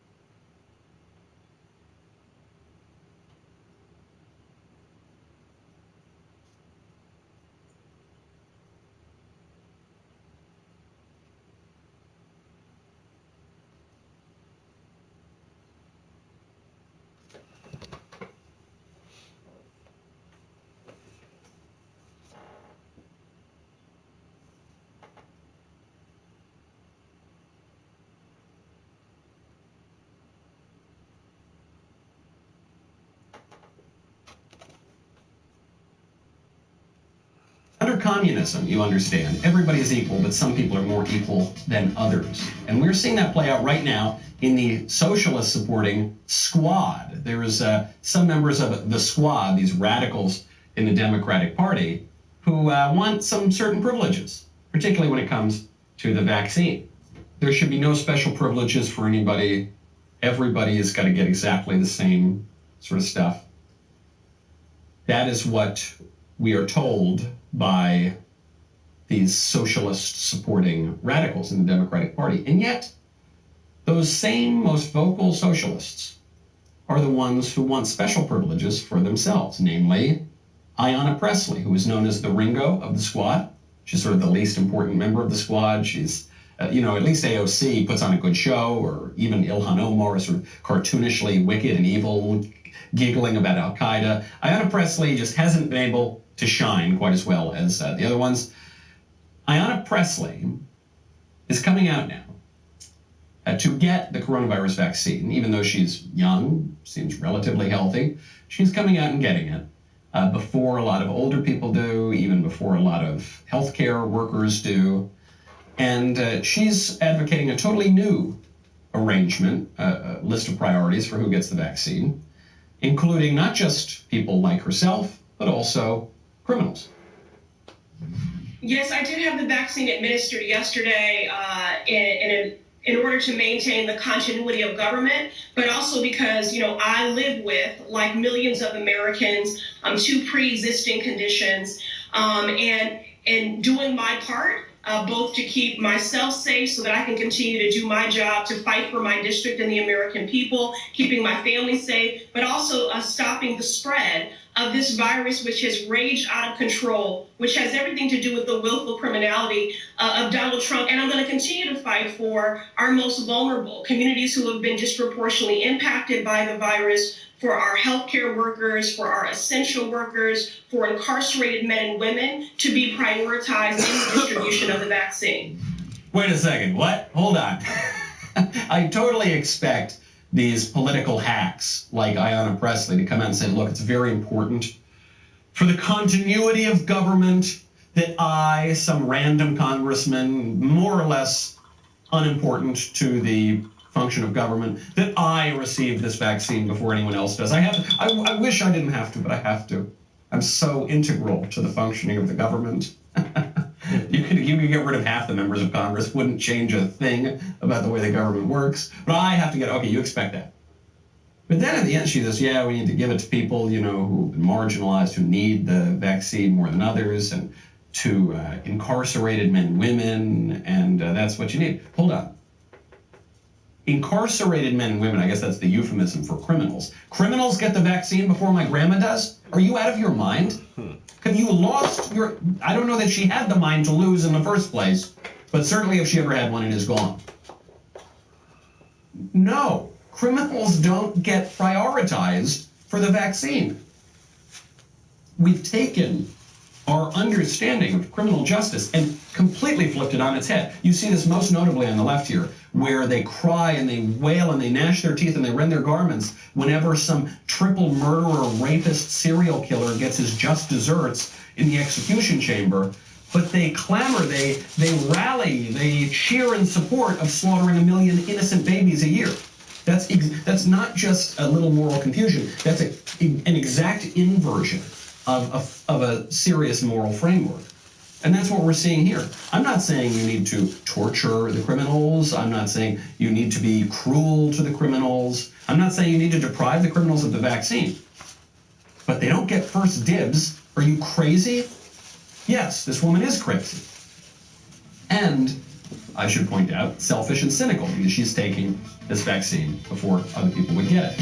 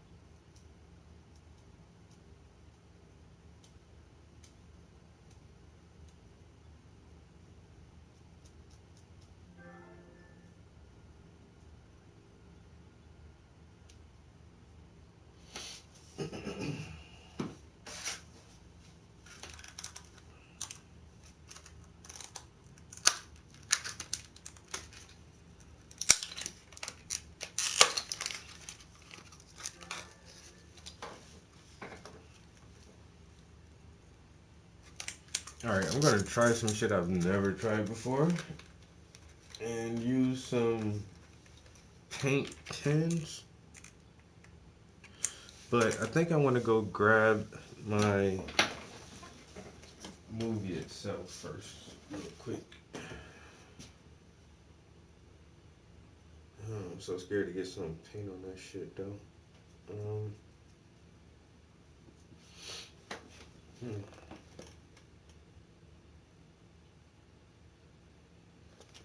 I may go get it in a minute. Let's see here. Let me grab a pencil. I need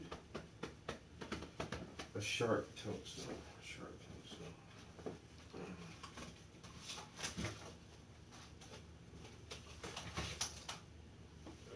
Here's something.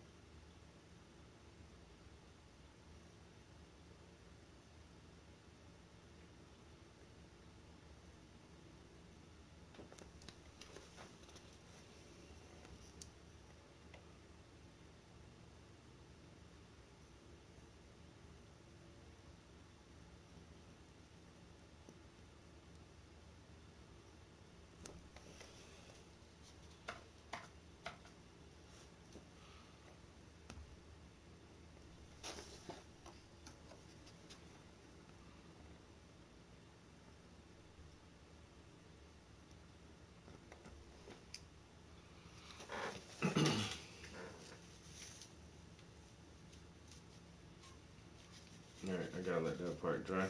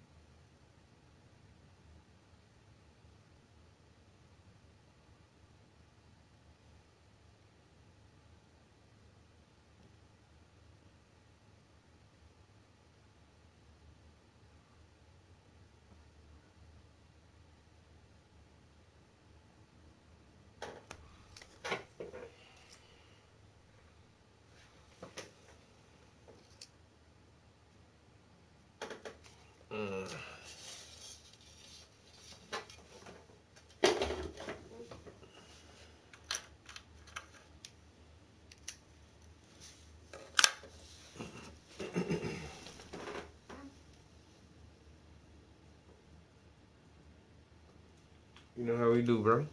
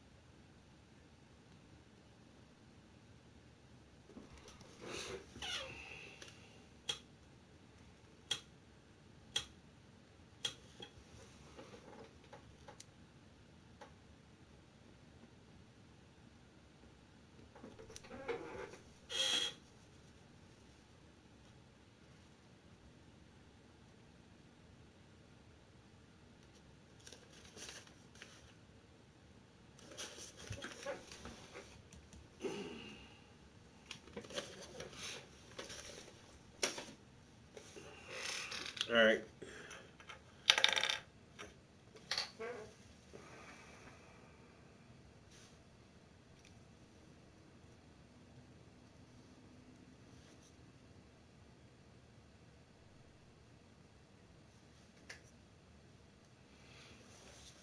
These pink pens are really fucking nice, yeah.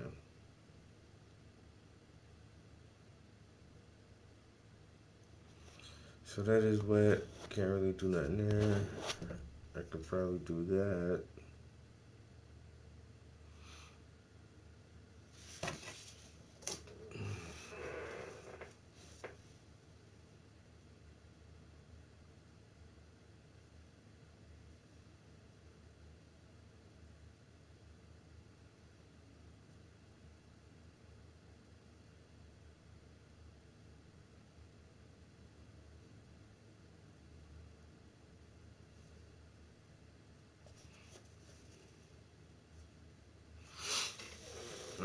Let's see.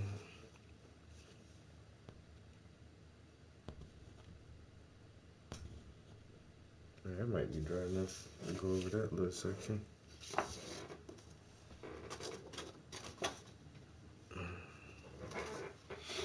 gonna take a break here shortly. I need to go get the picture printout for this next project.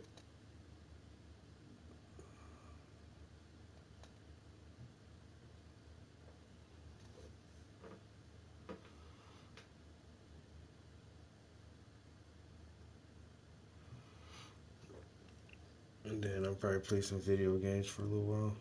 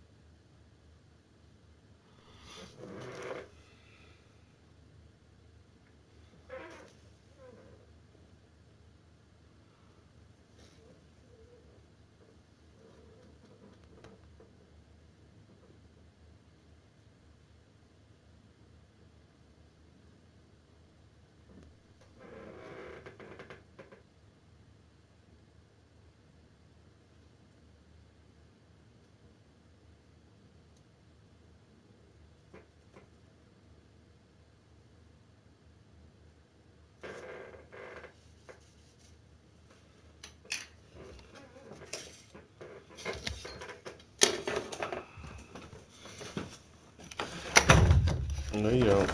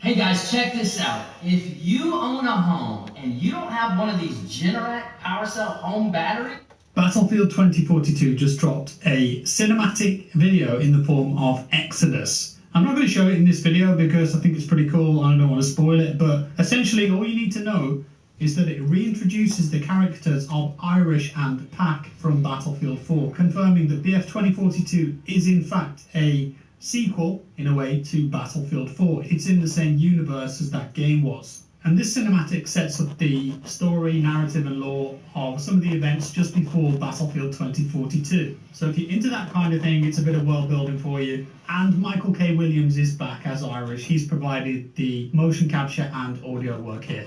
There was also an announcement about Irish being a playable character in the game. Irish is in fact a specialist in Battlefield 2042. And that means that we now know 5 of them officially, what they do, who they are, and what their abilities are. So we're going to take a look at Irish now and exactly what they offer. And there's some really interesting things here that we haven't learned before, and they do have some big gameplay implications. We were shown a few gameplay snippets behind the scenes yesterday in a presentation of Irish, showing what his abilities are like. I don't know if they're going to release those publicly. They were quite short anyway, but we're going to dive into everything now. So Irish's class is an engineer, and his speciality is the fortification system with the trait of veteran. And as an engineer, Irish is a great asset to any team. That fortification system has 2 parts to it as well, and it allows him to place down 2 separate items into the world. One of them is the DCS deployable cover, and the other one is an APS-36 shoot-down sentinel. So a little bit of a deep dive into each of these now. The DCS deployable cover, imagine just a big shield going up in front of you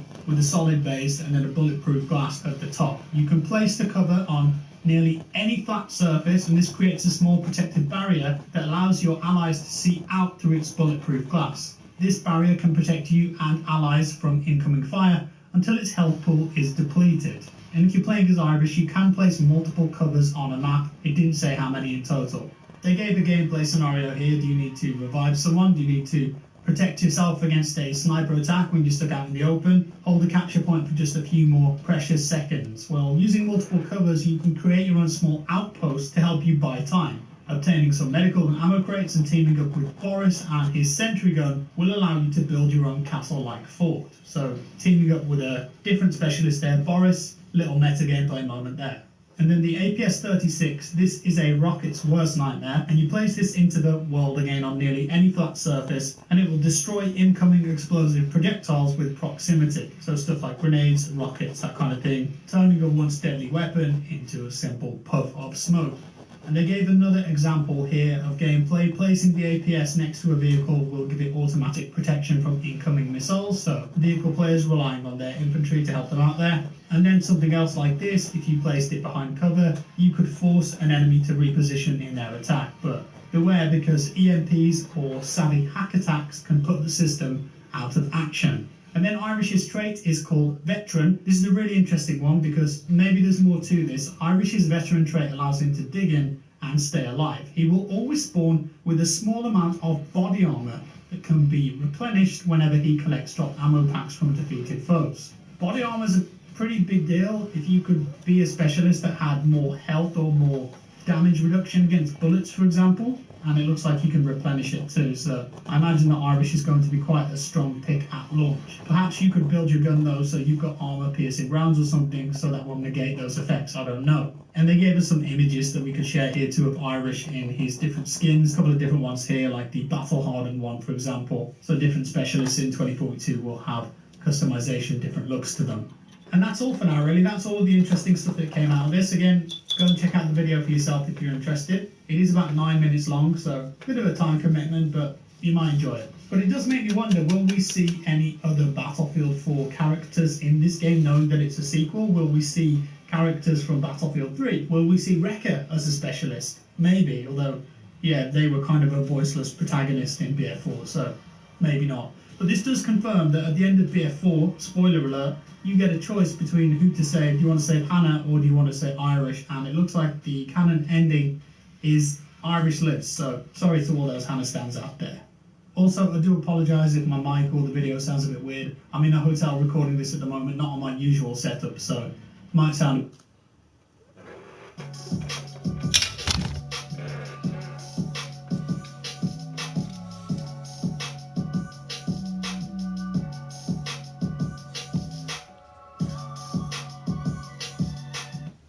Forza Horizon 5 team at Playground have been doing weekly streams where they take a deeper dive into the game, including topics such as sound design, biomes, and most recently, driving across the map. They've been nice enough to send us direct feed footage from Forza Horizon 5 Let's Go Episode 5 without any commentary. If you want to see it with commentary, you can find that in the description. The assets we'll be looking at today are the 2020 Toyota Supra and the Scramble Race. And a note, this was all captured on the Xbox Series X. Enough from me, here's the gameplay.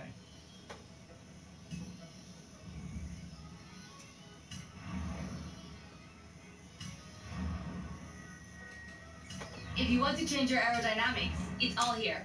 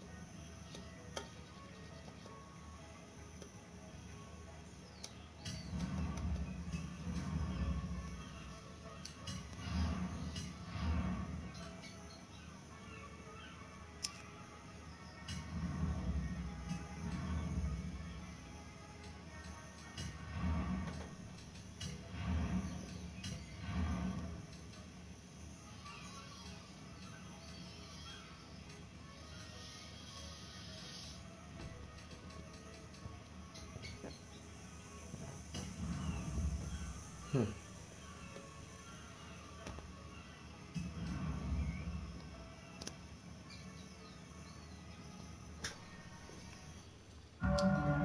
very special, kid.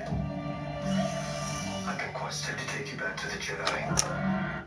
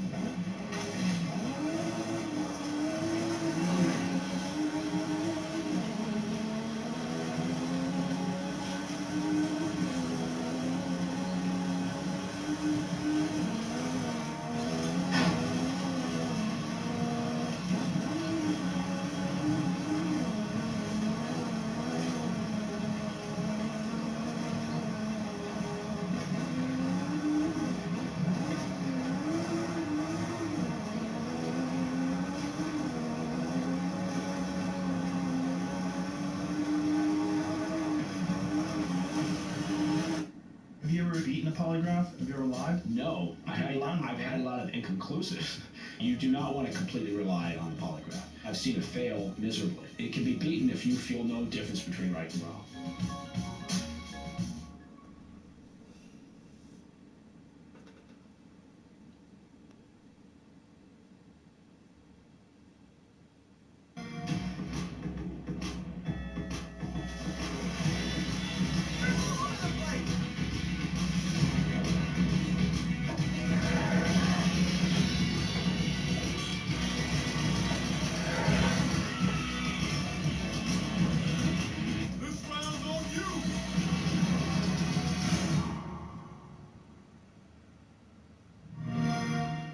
Play it day one with Xbox Game Pass.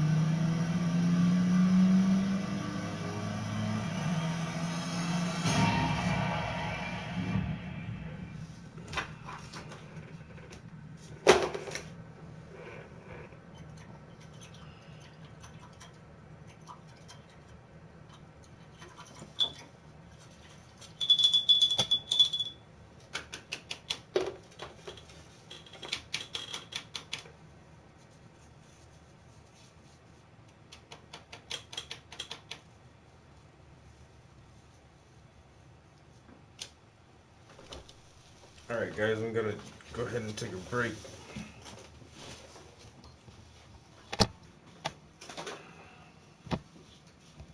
This thing is coming along nicely.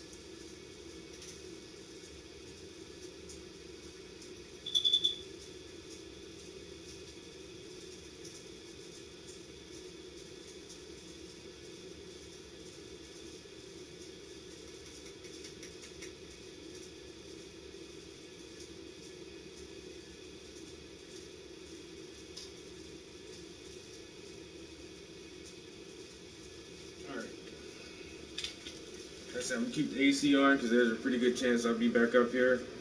Because I do want to at least get started on this commission, like get the canvas started today. So appreciate y'all chilling with me. That shit looking hot. I'll get with y'all next time. Peace.